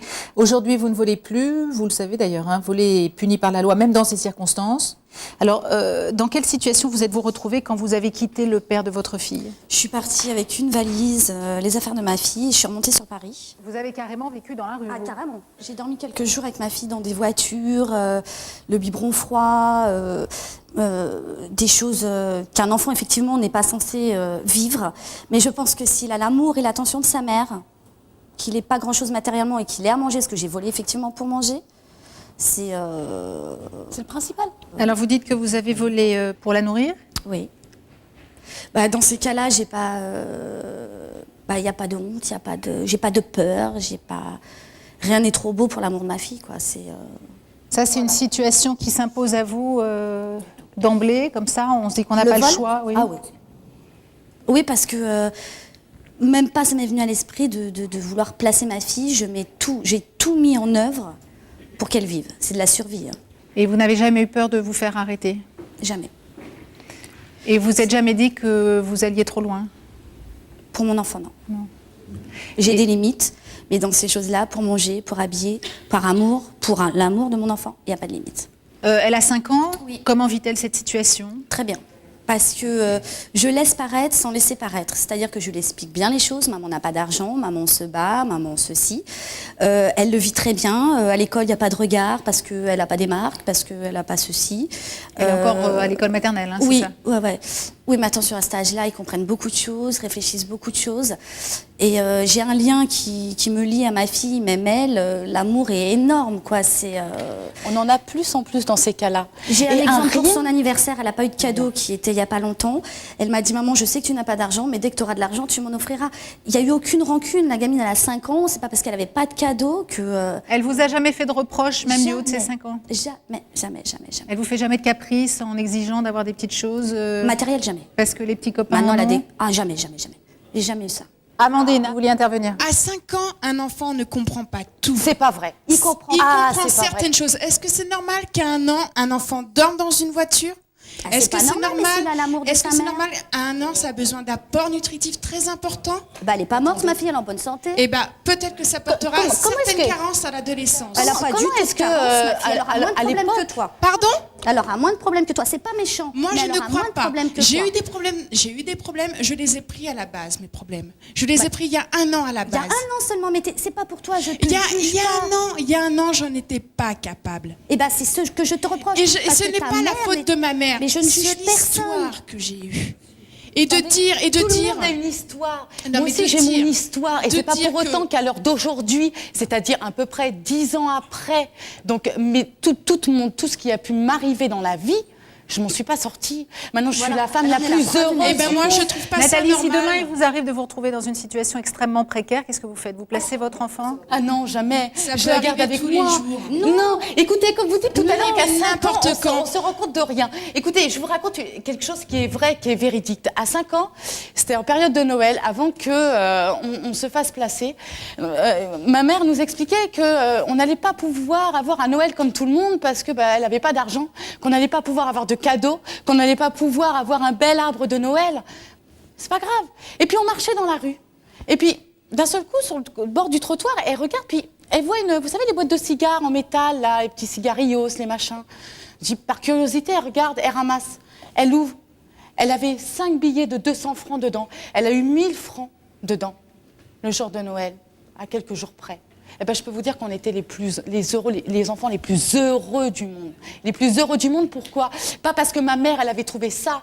Non, c'est parce qu'on allait pouvoir fêter un Noël, mais surtout avec notre mère, quoi. Quand vous êtes dans la précarité, un rien vous fait plaisir. C'est-à-dire que quand vous vivez déjà dans un luxe où vous manquez de rien, et qu'après vous vous retrouvez dans l'extrême où justement vous manquez de tout, là, ah oui, c'est sûr, on ne vit pas pareil, c'est peut-être plus difficile. Virginie, est-ce que vous avez ce point de vue-là aussi? Est-ce que vous, aujourd'hui... Complètement. Oui, mais est-ce que vous ne dites pas que vous auriez peut-être envie que ça change aussi pour elle? D'abord pour elle, avant... Ah, je fais tout pour me sortir de là. Bon, là, ça fait un bout de temps que ça dure, mais je fais tout pour me sortir de là. Qu'est-ce qui vous manque? Des sous. Des sous. Et vous ne dites pas par moment j'allais dire par votre faute, mais c'est pas exactement de votre faute, elle vit des choses un peu trop dures pour une enfant de cet âge? Et puis que les besoins vont augmenter avec l'âge aussi? Je les vis dures. Elle les vit dures aussi, mais j'essaye de ne pas trop lui faire paraître justement de peur des séquelles plus tard. Elle le sait que je vis avec pas beaucoup. On a un studio, donc je ne vis pas aussi dans un appartement énorme. Mais à partir du moment où je lui apporte l'amour, à partir du moment où elle a ce qu'elle veut, elle, moi après je gère en tant que femme et en tant que maman. Stéphane, vous avez 36 ans, bonsoir, vous êtes marié, vous avez 2 enfants, vous êtes restaurateur. Alors vous avez été placé en famille d'accueil à l'âge de 13 jours, car votre mère ne pouvait pas subvenir à vos besoins. Pourquoi pensez-vous que Christine a eu raison d'agir comme elle l'a fait? Alors j'ai été placé à l'âge de 13 jours, mais j'étais le dernier. C'est-à-dire, elle n'a pas dit, tiens, à 13 jours, je vais le placer. Donc en fait, si vous voulez, ma maman s'est trouvée un petit peu dans le cas de Christine, c'est assez étrange d'ailleurs en l'écoutant. J'étais le dernier, j'arrivais et Il y avait combien d'enfants? Nous étions 4. Et elle m'a placé moi en disant, elle nous a tous placés, mais moi donc tout petit, en disant, celui-là il aura au moins une chance de ne pas connaître les années de galère du début. Oui. Je pense aujourd'hui que le fait d'avoir été placé, moi je comprends tout à fait Christine et ses enfants. Je pense que le fait d'avoir été placé pour moi, ça a été une vraie chance. On m'a offert une vraie famille, on m'a donné des chances de m'en sortir. Et je pense que venant d'une maman normalement constituée, dans la mesure où c'est une solution qui a été choisie, où ça a été quelque chose de réfléchi, il s'agit beaucoup plus d'un acte de courage qu'un acte d'égoïsme ou de lâcheté. Alors c'est à 8 ans que vous apprenez que votre maman vous a placé en famille d'accueil. Et avant qu'on vous révèle cette vérité, qu'est-ce que vous connaissiez de votre mère ? Ce que je savais d'elle jusque-là, c'était pas grand-chose. C'était une femme qui avait le droit de me visiter une fois dans l'année, de m'apporter, elle m'apportait à chaque fois des cadeaux. On l'appelait, donc on me parlait d'elle en disant c'est la dame de Paris. Donc elle venait de Paris, elle m'apportait des cadeaux. Pour moi, c'était plutôt une amie intéressante. C'était la bonne aubaine pour un petit enfant parce que j'étais gâté. Quand elle me prenait, elle avait le droit de me prendre 3 heures consécutives. Quand elle me prenait, elle venait me chercher à la DAS. Il y avait donc un inspecteur de la DAS, il y avait une assistante sociale. Elle me prenait 3 heures. Elle avait le droit de m'amener en ville et bon, c'était la bonne aubaine, quoi. J'avais le droit de manger 3 ou 4 glaces là où d'habitude j'en avais pas. Et là, vous ne saviez pas que c'était votre maman à cette époque-là ? Non, je ne savais pas. Alors vous, à 8 ans, qui vous annonce que votre maman n'est pas votre maman et que vous avez une autre maman ? Eh bien, à 8 ans, c'est ma maman, c'est mon autre maman et mon autre papa qui m'explique que... Ceux qui vous élèvent dans la famille d'accueil. Voilà, qui m'explique très intelligemment, avec beaucoup de douceur, sans aucune critique, que ma maman était dans une situation de misère extrême, qu'elle n'avait pas pu s'occuper de moi, que c'était difficile, qu'elle n'avait pas voulu devenir une voleuse ou bien faire des choses pas possibles pour me garder. Et donc, elle avait décidé de me placer. Donc, j'ai été mis face à ça. Alors, c'est vrai qu'à ce moment-là... Comment vous le prenez, vous ? Voilà, très mal. Très mal. C'est-à-dire là, à ce moment-là, je rejoins complètement Virginie et Nathalie. C'est-à-dire, je dis, mais qu'est-ce que c'est ce souk ? Comment, même enfant, quoi. Je me dis, mais comment on peut laisser tomber un petit garçon ? Comment on peut laisser tomber son fils ? Comment on peut laisser tomber ? Comment et puis je me sens trahi, quoi. Je dis, attends, c'est quoi ? Pourquoi à moi ? Pourquoi on me l'a fait ? Et je trouve ça absolument inadmissible. Je passe par la phase de rejet total, inadmissible. D'ailleurs, à partir du moment où je l'ai su, lors de la visite suivante, annuelle suivante, j'ai refusé de la voir. Et donc, elle est remontée à Paris sans me voir. J'ai dit, moi, c'est plus ma mère, je la connais pas. Oui, je sais que c'est ma mère, et donc la dame de Paris, je voulais bien la voir, mais elle, qui m'a laissé tomber, je veux plus la voir. Voilà. Et à quel moment vous faites le pas et vous choisissez de la revoir ? Un jour où je suis devenu adulte, on va dire homme, entre guillemets, je me suis dit, c'est pas possible, il faut que je comprenne ce qui s'est passé.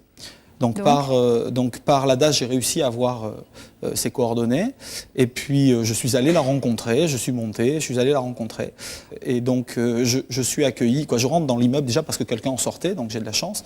Et je tape à une porte et la porte s'ouvre. Et cette femme me regarde, cette femme au visage étranger. C'est la dernière fois que je l'avais vue, j'avais 7 ans. Cette femme me regarde et elle me dit... Stéphane, mais qu'est-ce que ça me fait plaisir de te voir. Mais elle n'a pas hésité une demi-seconde avant de me donner mon prénom. Ouais. Et vous savez, d'abord, vous vous faites des films en vous disant « je vais dire ça, je vais m'y prendre comme ci, je vais m'y prendre comme là ». Et quand vous arrivez qu'elle vous dit ça, vous vous y prenez comme elle veut, pas comme vous voulez, quoi. Parce que là, dans ces cas-là, vous vous dites « bon, voilà ». Et puis, vous redevenez un petit garçon. La première fois que je l'ai rencontré, j'étais froid comme un glaçon. C'est-à-dire, j'allais lui faire passer un entretien d'embauche. J'ai dit, on peut voir ce qu'elle a dans le ventre, quoi. Et si j'avais trouvé quelqu'un de mauvais, si j'avais pas cru en sa version, je vous promets que j'aurais été intransigeant. Mais en fait, j'y ai cru parce que c'est quelqu'un de bon, mais c'est quelqu'un qui n'a pas eu de chance, c'est quelqu'un qui a été dans une galère pas possible. Et ça, vous l'avez mesuré à ce moment-là ? Je l'ai mesuré, même à l'endroit dans lequel je l'ai trouvé, c'était où ? C'était dans une pièce de 20 mètres carrés où j'aurais pas vu vivre 4 enfants et une maman, quoi. Quelle relation avez-vous avec votre maman aujourd'hui ? Aujourd'hui, moi, je peux dire, je peux dire un peu comme mademoiselle, son prénom m'échappe, Amandine l'a dit tout à l'heure, je peux dire à ma maman merci de m'avoir placé, parce qu'elle m'a, à moi et à mes frères et sœurs, offert une chance qu'on aurait, on va pas dire sûrement parce que c'est pas sûr, mais qu'on aurait très très probablement pas eu avec elle. Mais parce que vous aurez peut-être eu autre chose avec votre mère que vous n'avez pas connue. Alors écoutez, la preuve, si vous voulez, la preuve de ce que j'avance, c'est qu'aujourd'hui, moi je suis dans la position où je suis, j'ai grandi dans la famille où j'ai grandi, avec beaucoup d'amour, d'affection, mais vraiment, et que je suis sorti, j'ai une très très belle situation, mes enfants, quoi, tout va dans le bon sens, c'est pas une question de fric, hein, c'est juste une question. Ouais. Et elle, je la vois dans son milieu, elle ne s'en est pas sortie. Alors, dans un instant, je vais demander son opinion à notre public. À la place de Christine, qu'aurait-il fait ? Et vous, qu'auriez-vous fait ? Mais avant cela, je me tourne vers vous, Claude Lemaine. Entre placer son enfant ou le garder pour soi dans des conditions extrêmement difficiles et précaires, qu'est-ce qui est est-ce qu'il y a une solution ? Qu'est-ce qui est le plus facile à faire, le mieux à faire ? Alors, le plus facile, peut-être pas, mais le mieux à faire est bien sûr de le garder. Évidemment qu'un enfant a besoin, pour se structurer et pour s'équilibrer, d'avoir son père ou sa mère, l'un des deux parents au moins, s'il ne peut pas avoir les deux, bien évidemment. Et s'il ne peut pas manger du saumon tous les jours, et s'il ne peut manger de la viande qu'une fois ou 2 fois par semaine, il est bien évident que la tendresse joue pour beaucoup plus dans la constitution de son équilibre que le fait qu'il n'ait pas de CD, ou le DVD, ou la paire de baskets de ses copains. Stéphane disait tout à l'heure, moi je n'en veux pas à ma mère, il est du côté de ceux qui n'ont pas de scrupules éventuels ou qui comprennent qu'on peut abandonner ses enfants. Stéphane a eu cette immense chance d'avoir été aimé par beaucoup de gens, si j'ai bien compris, puisqu'en fait pendant des années il n'a pas su qu'il était en famille d'accueil et donc il a été structuré psychologiquement, psycho-affectivement de manière très saine. Ce qui fait qu'évidemment ça vous a donné une manière de traduire tout ce qui vous est arrivé de manière saine. Évidemment. Alors que des enfants qui sont abandonnés ou placés, comme Amandine, le vivent très très mal. Si vous permettez, là où je ne suis pas d'accord avec vous, c'est que vous avez employé 4 fois, ça fait comme ça, le mot abandonné. Et je pense qu'à aucun instant, abandonner ses enfants à la DAS, abandonner, etc. Je pense qu'à aucun instant, Christine a abandonné ses enfants. En tant qu'enfant, c'est ce qu'on ressent. Stéphane, En tant qu'enfant, Stéphane, c'est je ce suis. Et vous je suis aviez, très bien vous placé aviez pour en 13 parler. jours quand on Non, vous a placé. Je vous explique. Nous, on a déjà vécu. Après en avoir parlé avec ma maman, les choses sont les suivantes. C'est qu'une maman, du moins la mienne, et je vois que pour Christine, c'est la même chose. Quand elle place son enfant, c'est une situation d'attente. C'est-à-dire, elle dit, écoute, là, je m'en sors plus, on est vraiment au fond. Je vais les placer. Dans 6 mois, dans 3 mois, dans 1 an, ça ira mieux. Je les récupère et on repart bien. On ne peut pas préconiser que des mamans en situation de détresse économique ou psychologique placent leurs enfants. Je veux bien revenir sur le mot abandon, mais on ne peut pas le préconiser. Il y a eu de la souffrance chez Nathalie, il y a eu de la souffrance chez Amandine. Vous ne pouvez pas nier la souffrance des autres sous prétexte que vous n'avez pas souffert. Vous avez raison, mais vous avez raison, mais ce qu'il faut voir, c'est qu'il est possible, probablement dans un cas comme dans l'autre, je vous l'accorde, mais il est possible que le gamin s'en sorte. Et finalement, est-ce que c'est pas ça le but, quoi ? Je pense que la façon que vous avez d'interpréter tout ça vient du fait que vous l'avez vécu après coup et très entouré dans une famille qui vous aimait beaucoup. Je pense qu'on a vu d'autres souffrances, vous ne me semblez pas avoir souffert. Vous étiez déjà constitué de telle manière que vous pouviez le digérer facilement. Là, je crois qu'il y a eu quelques indigestions quand même. Oui, non, c'est clair, c'est clair. Vous aussi, pendant une certaine période, quand même.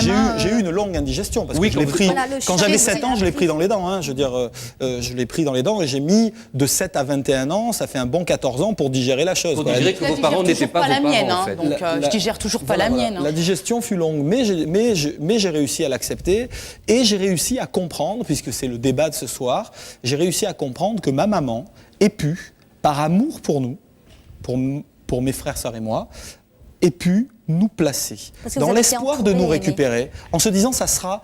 Vous avez raison, on va pas dire aujourd'hui à toute la France, si vous êtes dans la galère, placez-les les miens. C'est sûr, mais aujourd'hui c'est plus facile. Attention, remettons-nous à l'époque. Mais ceci dit, je comprends. Aujourd'hui, moi, je comprends bien qu'elle l'ait fait et elle ne pouvait pas faire autrement. Après en avoir parlé avec elle, elle ne pouvait pas faire autrement. Quand on veut, on peut. Alors, est-ce que ça vous arrange pas, Stéphane, de penser ça aussi ? Voilà, Carole, vous avez raison. C'est exactement ce que je voulais dire. C'est effectivement, il est essentiel pour vous que vous disiez cela pour votre propre équilibre, pour bien digérer ce que votre maman vous a fait. Alors non, parce que j'en ai parlé avec elle, mais j'en ai parlé de longues heures, en essayant vraiment d'analyser. Et je vous promets que quand j'ai eu ces discussions avec elle, j'étais tout à fait disposé à croire le contraire de ça. Attendez, c'est un énorme travail psychologique d'arriver à admettre ça. Est-ce que vous voulez dire qu'une maman qui saurait expliquer habilement à son enfant pourquoi elle l'a placé serait une maman qui serait obligatoirement absoute par l'enfant ? Pas habilement, avec le cœur. Je veux dire, le cœur n'est pas une habilité, c'est une vérité. Une maman a beau expliquer avec le cœur qu'elle ne peut pas garder son enfant. Moi, quand ma mère me ramenait tous les dimanches soirs au foyer, moi, j'avais, vous savez, le nœud à l'estomac. Là. Et alors, j'étais en famille d'accueil aussi, et que c'est exactement pareil en famille d'accueil. On a l'estomac qui retournait, parce qu'on se dit, ça y est, maman, elle va me laisser encore. Et vous lui dites, mais maman, pourquoi est-ce que je ne peux pas rester avec toi ? Parce que ma chérie, si je te garde avec moi, je vais à l'encontre de la loi. Un dimanche soir, je voulais vraiment pas rester. Je suis partie. Je l'ai rejoint au métro, jusque dans le métro. Je devais avoir peut-être 7-8 ans à l'époque. J'ai couru après elle. J'étais dans la rue toute seule, j'ai couru. Je lui ai dit, maman. Elle s'est retournée, elle m'a ramenée. Pareil, elle aussi, l'estomac serré, l'estomac noué, comme moi. Je la serrais, maman, s'il te plaît, maman, non. Me laisse pas là. Garde-moi avec toi. Je peux pas, ma chérie. La loi me l'interdit. Si je te prends avec moi, si je vais à l'encontre de la loi, je vais aller en prison. Oui. Et à partir de là, je ne pourrai jamais te récupérer. Ah oui, l'intensité de ces drames familiaux, il faut l'avoir vécu pour comprendre ce qu'on est en train de dire ce soir. Vous avez entendu nos invités débattre de cette question de scrupules. Parce qu'elle n'avait plus les moyens de subvenir à l'éducation de ses enfants, Christine a décidé de les placer en famille d'accueil. Avez-vous compris le cadre de conscience qui s'est posé à elle ? Seriez-vous, vous aussi, séparés de vos enfants ? Je vous pose à présent la question. À la place de Christine, qu'auriez-vous fait ? Si vous pensez que vous auriez agi comme Christine, mettez-vous de son côté. Sinon, installez-vous de l'autre côté. C'est à vous de prendre votre décision. Maintenant, je vous laisse seul face à vos scrupules.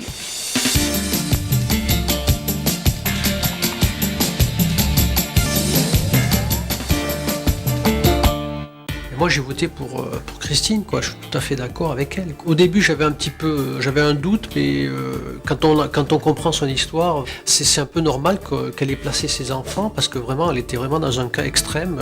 Dès le départ, j'étais avec Christine, donc je suis restée pour Christine, puisque moi-même, je travaille avec les enfants, donc je peux comprendre cette situation. Je pense qu'il vaut mieux les placer si on ne peut pas du tout les élever ou par moyen, que de voler ou de faire la manche devant leurs enfants. Bon, j'ai voté contre Christine parce qu'on réfère toujours une histoire par rapport à soi-même. Moi, j'ai moi-même une fille et il me paraît inadmissible par rapport à moi de donner ma fille à qui que ce soit. J'étais réellement touché par le témoignage de Christine. Le fait de mettre ses enfants dans une famille d'accueil, c'est déjà très courageux de sa part. On ne peut pas nourrir un enfant d'amour et d'eau fraîche, quoi. Je suis resté d'accord avec elle jusqu'au bout. Les arguments de Nathalie ne m'ont pas convaincue. Je ne conçois pas qu'on puisse voler pour subvenir aux besoins de ses enfants. C'est très difficile, disons, de prendre position. On a plus envie de s'asseoir au milieu des marches que d'aller à droite ou à gauche dans une situation difficile comme celle-ci, quoi. Christine, ils étaient 34 à comprendre a priori votre position. Combien sont-ils à présent? On le découvre. Ils sont 41 à comprendre votre situation et ils auraient fait comme vous la même chose. Très bien. Ça vous paraît... Il y a des gens qui ont compris la souffrance et l'entonnoir dans lequel on était pris, parce que c'est un entonnoir, et que cet entonnoir, eh bien, aujourd'hui, il va être clôturé et qu'on va s'en sortir. Bon, je vous propose de rester à vos places pour discuter ensemble de notre prochain cas de conscience. Vous allez découvrir Françoise. Elle s'est retrouvée confrontée à un terrible cas de conscience. Elle était dans une situation financière très difficile et parce qu'elle ne pouvait plus nourrir sa fille, elle a accepté de céder aux avances de son patron. Nous sommes allés à l'hôtel, je me suis déshabillée, j'ai foncé dans les draps. Je trouve ça hyper salissant pour vous. Ce qui était insupportable, c'est de me retrouver à la rue avec un enfant. Et qu'est-ce qu'il vous proposait en échange? De m'aider financièrement. Moi, c'est quelque chose de très grave pour moi. Me salir pour mes enfants, pour moi, je le voyais comme étant un geste noble. Coucher, c'était pas ce qui était le plus insupportable. Juste après l'acte, il m'a dit, bon, mais maintenant, tu te démerdes. De donner son corps pour pouvoir donner à manger à ses enfants, chapeau. Face à ce cas de conscience, Françoise a fini par agir sans scrupule. Et vous, à sa place, qu'auriez-vous fait? Scrupule revient juste après la pub.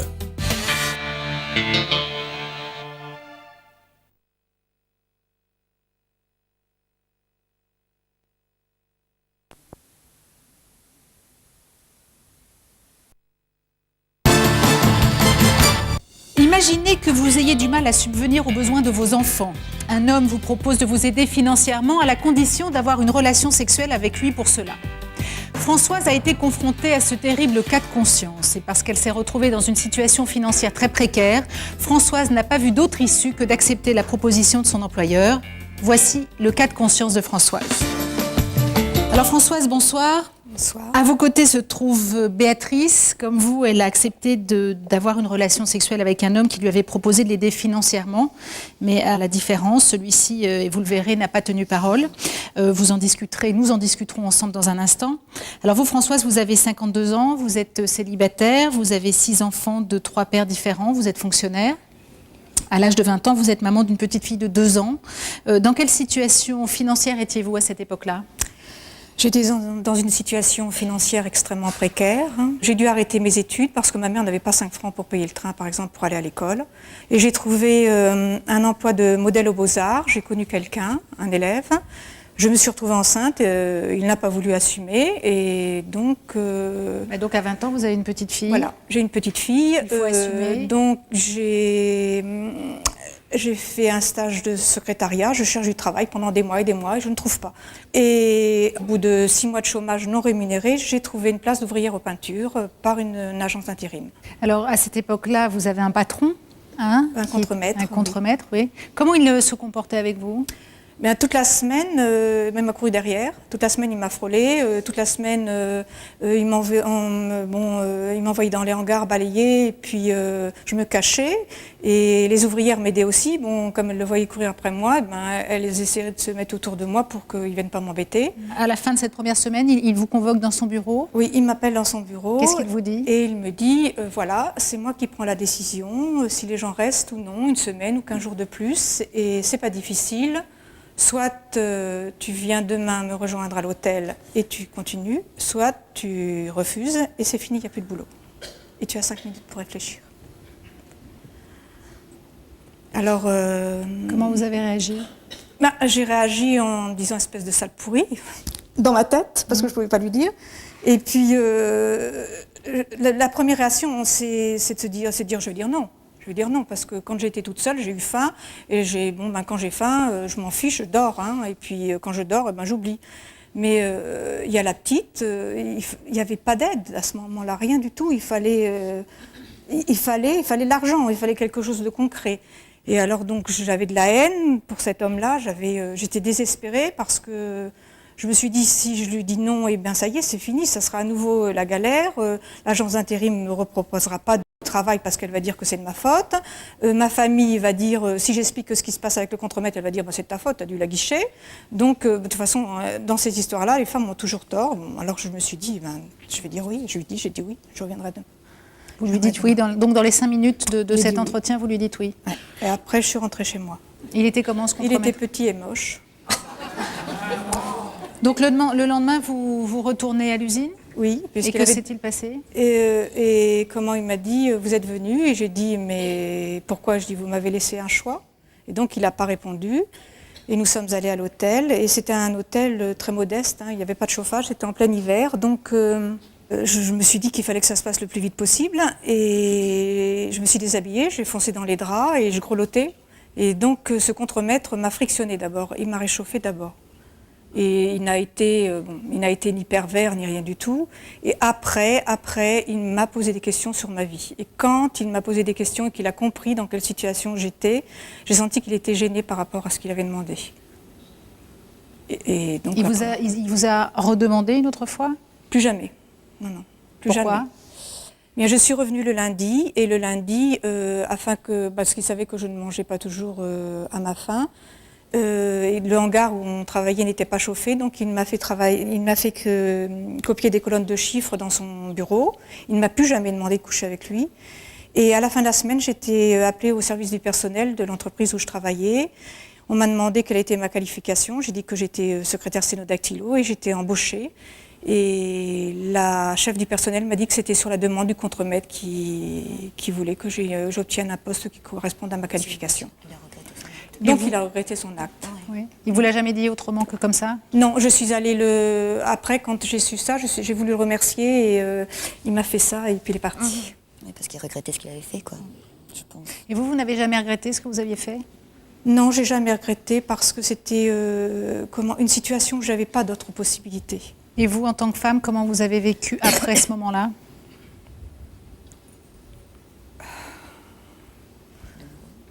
Je trouve que c'est celui qui est sali, c'est celui qui demande, c'est jamais celui qui accepte un chantage.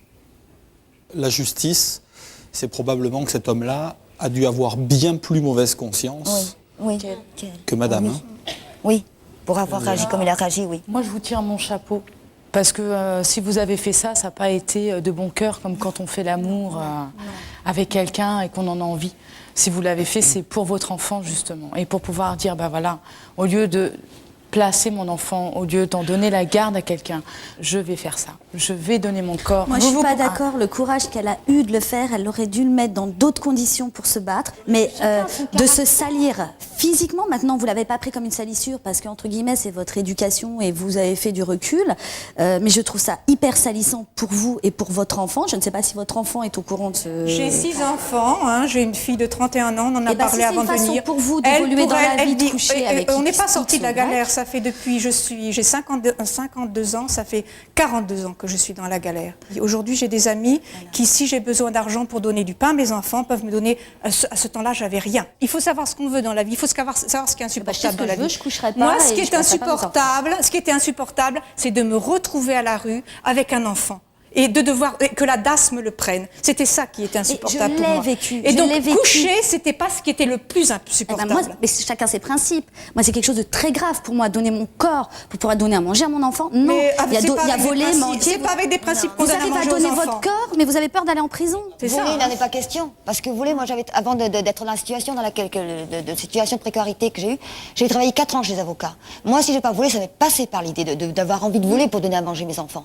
Mais je savais le risque que j'encourais et que je pouvais faire encourir à mes enfants. Parce que quand vous vous retrouvez devant un tribunal correctionnel, que vous êtes jugé par un procureur, il ne va pas regarder, lui, votre situation, depuis combien de temps vous galérez. Et que vous retrouvez jamais rien. Non, mais quand vous vous retrouvez en prison, qu'est-ce que vous faites de vos enfants? Vos enfants, automatiquement, vont être placés. J'ai jamais dit que voler, on dit pas que voler c'est bien. Non, c'est pas. On dit pas que voler c'est bien. On y va à l'encontre de la loi. Mais si on a pris cette décision à un moment donné dans notre vie de voler. Si j'étais dehors, je fais plus maintenant, j'ai un toit. C'est vrai, on se retrouve dans des situations où on ne peut plus avancer. Je voudrais qu'on revienne un peu sur l'histoire de Béatrice, qui est un peu différente de celle des autres personnes, et de celle de Françoise notamment. Alors Béatrice, vous avez 40 ans, vous êtes assistante dans un cabinet immobilier, vous êtes mariée, vous avez 4 enfants. Oui. Alors vous avez une relation sexuelle avec un homme aussi, parce qu'il vous avait promis de vous aider financièrement. Dans quelle situation étiez-vous quand cela s'est produit ? Mais disons que j'avais quitté mon mari avec mes 3 enfants suite à une grave altercation que nous avions eue tous les deux. Donc je me suis retrouvée sans rien. Je suis partie avec 3 enfants qui étaient dans le 2 qui étaient en bas âge. On a vite mis les affaires dans un sac poubelle et parti. Donc sans loyer, sans logement, sans argent, sans rien. Et j'ai squatté d'un endroit à un autre. Donc étant donné que je n'avais pas de logement fixe, je n'avais plus le droit à mes allocations familiales. Et donc, je me suis retrouvée, les services sociaux m'ont généreusement, entre guillemets, donné 1000 francs 7 jours après mon départ. Et j'ai récupéré mes allocations familiales 3 mois après, parce que j'avais un logement. Donc, pendant tout ce temps-là, il a fallu vivre. Donc, c'est aller dans les centres Saint-Vincent-de-Paul pour les chercher à manger. Donc, c'est la honte que vous avez sur vous, parce que vous avez les regards qui se posent sur vous. C'est rentrer dans un logement grâce à mon père qui m'avait aidé à payer le loyer et la caution, parce que moi, je n'avais strictement rien. J'avais aidé une amie qui m'avait gentiment hébergée avec mes 3 enfants, malgré des problèmes dans son couple. Donc, j'avais quand même partagé sur ces 1000 francs, je lui ai donné quand même une partie. Donc, j'étais arrivée dans ce logement avec, en tout, en poche, 200 francs. Quelle image vous aviez de vous à cette époque-là? Comment on vit ces périodes? On sent mal. On sent mal parce que c'est vrai que, ayant travaillé dans un milieu juridique, j'avais quand même quelques notions. Quelques notions, puis surtout, j'avais toujours apporté une certaine aisance à mes enfants. Et du jour au lendemain, vous vous retrouvez sans rien. Donc vous, en tant qu'adulte, de se retrouver sans rien, c'est pas un problème. Mais de le faire subir à des enfants, non. Ils n'ont pas demandé à naître. Donc on ne peut pas se permettre. Donc il faut se battre jusqu'au bout, tout en leur donnant énormément d'amour. Parce que les enfants ont encore plus besoin d'amour. Et vous, en tant que maman, vous avez besoin également de leur amour. Parce que ça vous soutient. Pour moi, mes enfants ont toujours été un moteur. Sans eux, il y a longtemps que je ne serais plus là, oui, parce que je suis passée dans des périodes tellement difficiles. Donc on arrive à un moment où vous avez justement une personne qui se dit être votre amie depuis longue date et vous lui faites confiance. Et qui vous dit, qui vient régulièrement quand les enfants ne sont pas là, et qui vous dit, mais si tu veux, tu sais, il y a longtemps que je suis amoureux de toi, si tu veux. Premier coup, j'ai refusé. Alors attendez, là vous êtes en train de nous expliquer que... Quand cette personne m'a proposé. Donc vous, comme Françoise, un jour, un homme vous propose d'avoir une relation sexuelle avec lui. J'ai refusé, catégoriquement. Je me dis, ça va pas. Alors c'est qui déjà ce monsieur? C'est un ami. Enfin, quelqu'un qui disait être mon ami. Voilà. Et qu'est-ce qu'il vous proposait en échange? De m'aider financièrement, parce qu'il savait la galère dans laquelle j'étais. Mais il vous l'a dit clairement, ça? Ah oui, clairement. Il m'a dit, bon, écoute, Betty, il n'y a pas de problème, si tu as besoin de quoi que ce soit, je suis là. Mais bon, ça fait longtemps que je suis amoureux de toi, donc s'il te plaît, moi, je veux bien te rendre service, t'aider financièrement, mais toi, de ton côté, fais quelque chose envers moi. Et j'ai refusé catégoriquement. J'ai dit non. J'ai attends, j'ai dit. C'est pas ça l'amitié. L'amitié, c'est rendre service à quelqu'un quand il est vraiment dans le besoin. Donc vous dites non, vous êtes quoi, choqué, vexé, outré? Ah ouais, complètement. Je passe ma nuit à pleurer. Je passe ma nuit à pleurer qu'il puisse me faire cette proposition, parce que jamais je n'aurais pensé qu'il me fasse cette proposition. Jamais. Déjà, il savait très bien que j'avais l'amitié pour lui, mais c'était pas du tout quelqu'un qui me plaisait, parce qu'il était... non. Il était laid, quoi. Il était laid. Vous aussi, bon. Alors vous finissez par accepter pour Au quelle bout raison et au bout de combien de temps? 3-4 semaines, ouais, j'étais obligée d'accepter parce que je me suis dit, c'était encore plus dur au niveau alimentation. Bon, moi, c'est souvent que je ne mangeais pas pour laisser à mes enfants. Mais bon, on arrive à un moment à se dire, les enfants, bon, ma fille à l'époque avait 11 ans, elle était au collège. Et c'est vrai que bon, il y avait le regard, c'est différent quand on est en maternelle. Hein. Il y a le regard des adolescents. T'as pas de marque, toi, on rejette. Et la gamine, je le sentais dans ses yeux, enfin je le voyais dans ses yeux, comme quoi elle était malheureuse par rapport à ça, même si elle me le disait pas. Les garçons, c'est pareil. Des fois, ils me disaient, maman, on n'a pas de goûter. Je dis, mais demain, on essaiera. Je dis, t'inquiète pas, bientôt, ça ira mieux. Mais un enfant, c'est pas bientôt, c'est pas demain, c'est pas dans 6 mois. C'est maintenant qu'il veut son goûter. Et c'est maintenant que vous devez lui offrir. Et donc c'est pour toutes ces raisons-là? Pour toutes ces raisons, parce que pour moi, c'était mes enfants, c'était le plus important. Et donc, me salir, donner une partie de mon corps à quelqu'un pour mes enfants, pour moi, je le voyais comme étant un geste noble. Est-ce qu'il a tenu parole par la suite, cet homme-là? Du tout. Juste après l'acte, il m'a dit, bon, mais maintenant, tu te démerdes. Je peux vous dire que ça vous démolit. Vous prenez une claque dans la figure, comme je crois que même physiquement, on ne pourrait pas me donner aussi forte. Et vous mettez des jours, des semaines à vous remonter. Parce qu'il a profité de moi, et vous êtes d'autant plus salé et souillé. Et c'est vrai que chaque fois, j'ai eu besoin, dans la nuit, plusieurs fois, je me suis levée pour me doucher. Plusieurs fois, dans les semaines, je me lavais, et chaque fois, j'avais l'impression qu'il était sur moi. J'osais plus trop, avant de toucher mes enfants, leur faire un câlin le soir, il fallait que je me lave. Parce que j'ai l'impression que si j'ai touché, la saleté que j'avais sur moi, que je ressentais sur mon corps, j'allais leur transmettre. C'était vraiment... J'ai l'impression de... Je n'ai pas vécu le viol, mais je peux comprendre quelqu'un qui a été violé, parce que j'ai eu la même impression. Parce que moi, j'étais violée moralement et physiquement, d'une certaine façon, parce que c'est une amitié qui était trahie. Moi, j'ai pas fait cet acte avec le plaisir, moi. Moi, pendant toute la durée de l'acte, je pensais à mes enfants, pour pas pleurer. Mais les larmes ont coulé quand même sur le visage. Hein. Mais je pensais à mes enfants. C'était pour leur apporter un peu de bien-être. Pour moi, je le voyais comme une porte de secours. Et à la fin, il y avait le tunnel qui allait s'ouvrir. J'allais pouvoir voir enfin le jour. Et malheureusement, au bout, ça a été 0. Donc, c'était doublement plus douloureux. Donc, c'est vrai que j'ai mis du temps. J'ai mis des mois et des années à m'en remettre. On s'est vu juste avant l'émission et vous m'avez dit, oui, c'est difficile de parler encore de ça aujourd'hui. Ouais. Vous avez mis combien de temps pour vous... Vous voyez, encore aujourd'hui, d'en parler, ça me fait mal. Parce que je le retrace dans ma tête. Et vous voyez, je ne peux pas arrêter. Parce que j'ai l'impression qu'il y a encore ces mains sur moi.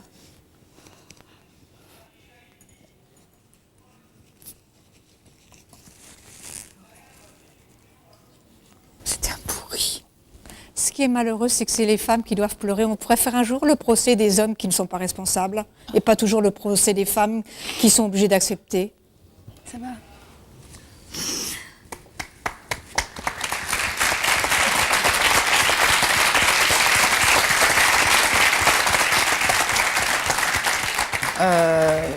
De donner son corps pour pouvoir donner à manger à ses enfants, chapeau. Personnellement, c'est pas à me souhaiter dans mon avenir, mais si je me retrouvais dans cette situation, je ferais comme vous, mesdames. Mmh. Vous en êtes sorties quand même? Oui, je m'en suis sortie, oui. Avec l'amour de mes enfants. Tout à fait. Alors, Claude Lemaine. Carole, beaucoup d'émotions, évidemment, dans tout ça. Alors, il est très difficile de dire qu'on doit ou qu'on peut cautionner qu'on puisse coucher avec quelqu'un pour nourrir ses enfants. On ne peut pas ériger en principe qu'une maman couche avec des hommes pour mieux nourrir ses enfants ou pour lui nourrir. Donc je ne veux pas évidemment qu'on en déduise que cela est normal, non, c'est logique. Pas normal. Enfin, il faut quand même le préciser, que ça reste quelque chose d'assez... C'est arrivé qu'une seule fois. Voilà, ce sont des événements, ce sont des drames. En aucun cas, ça ne doit être un système d'attitude. Maintenant, il ne faut pas non plus dire voler ou coucher pour nourrir ses enfants, c'est un sacrément bon principe. C'est faux. Claude Lemaine, qu'est-ce qui fait que à situation, j'allais pas dire égale, mais en tout cas parcours difficile, précaire. Certaines femmes acceptent et d'autres n'acceptent pas. Certaines femmes cèdent et d'autres ne cèdent pas à ce genre de chantage. Eh bien, tout dépend de la personnalité des femmes en question. Certaines trouveront d'excellentes raisons à justifier de le faire et certaines trouveront d'excellentes raisons à justifier de ne pas le faire. Franchement, je crois que là, chacun, c'est au cas par cas. Mais nous, les conseillers, nous ne pouvons pas cautionner, évidemment, que voler ou coucher pour nourrir ses enfants soit un principe. Alors, vous avez entendu nos invités débattre de cette question de scrupule. Je voulais maintenant avoir votre avis. Parce qu'elle n'avait plus les moyens de subvenir à l'éducation de ses enfants, Françoise a accepté de coucher avec un homme pour de l'argent. Avez-vous compris le cas de conscience qui s'est posé à elle? Auriez-vous pu, vous aussi, vous sacrifier pour votre enfant? Je vous pose à présent la question. À la place de Françoise, qu'auriez-vous fait? Si vous pensez que vous auriez agi comme Françoise, mettez-vous de son côté. Sinon, installez-vous de l'autre côté. C'est à vous de prendre votre décision. Je vous laisse seul face à vos scrupules.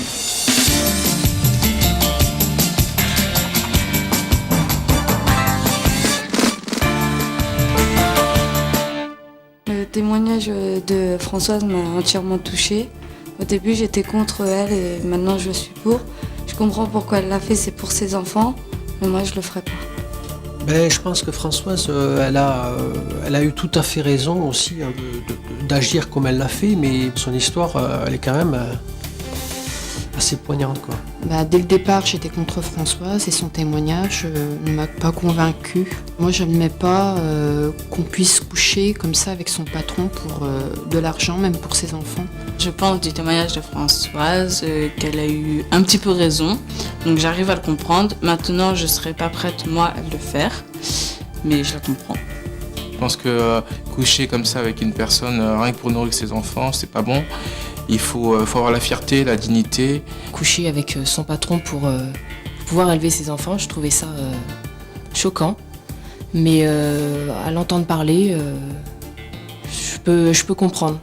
Dès le départ, j'ai voté pour Françoise. À sa place, je pense que j'en fais pareil, quoi. C'était à elle son seul moyen de survivre, quoi. Il fallait qu'elle couche avec son patron. On sait pas ce que l'avenir nous réserve. Alors Françoise, le public est en train de prendre place actuellement. On leur a posé la question avant le début de cette émission. On leur a demandé a priori ce qu'ils pensaient de votre histoire, de votre parcours. Et ils étaient 18 à dire qu'ils auraient pu agir comme vous l'avez fait, c'est-à-dire avoir une relation sexuelle avec un employeur pour subvenir aux besoins de ses enfants. C'est un chiffre qui vous étonne, qui vous surprend? Ça me paraît peu, mais ça ne m'étonne pas. Et vous pensez qu'après vous avoir entendu, ils vont être un peu plus nombreux à se rallier à vous? S'ils sont sensibles. Je voudrais dire une chose. Moi, je voudrais dire que d'avoir couché avec ce contremaître, c'est une goutte de souffrance dans l'océan de douleur de ma vie. Et donc, quand quelqu'un entend la douleur d'une personne, il doit comprendre. Il doit demander pourquoi. Quand on demande pourquoi, après on comprend. Nathalie, qu'est-ce que vous en pensez, vous? Moi, personnellement, je suis d'accord. C'est pas avec le cœur qu'elle l'a fait, comme quand on a une relation amoureuse, sexuelle avec un homme. On y va avec le cœur. Si elle l'a fait, c'est à contre-cœur d'elle-même, mais pour son enfant. Et je suis venue ici ce soir justement pour dire non, je ne suis pas d'accord pour placer les enfants. Et si elle a fait ça, c'était pour éviter de placer. Donc vous n'êtes plus du bon côté, là? Je suis plus du bon côté. Je peux me lever? Allez-y. Virginie, vous restez là? Moi, je ne changerai pas de principe. Mais Françoise, voilà. Betty, je compatis à sa douleur parce que c'est très, très touchant. Mais moi, je ne franchirai pas le cap. Je ne vous poserai pas la question, Stéphane. Il y a peu de chances que mon patron me propose. Ils étaient 18 à comprendre votre position, Françoise. Combien sont-ils à présent? On le découvre. Ils sont 39. Ils sont 39, Françoise. Ça vous fait plaisir? Vous avez quelque chose à leur dire? Ce que je leur souhaite, c'est d'avoir la possibilité d'aimer au maximum dans leur vie et de jamais être confrontés à un choix pareil. Stéphane? Un petit point de mathématiques, ils sont 40, parce qu'il y a Nathalie aussi qui a passé le pas. Merci. Cette émission est maintenant terminée. Merci à tous nos invités pour leur témoignage. Merci à vous, Claude Lemaine. Merci au public. Merci à vous, chers téléspectateurs, de nous avoir suivis. très bonne fin de soirée sur TF1 et à bientôt. Bonsoir, merci. Pour une prochaine émission, si vous avez fait un bébé toute seule ou sans le consentement du papa, si une femme a fait un bébé sans votre accord, contactez-nous au 01 53 84 33 33.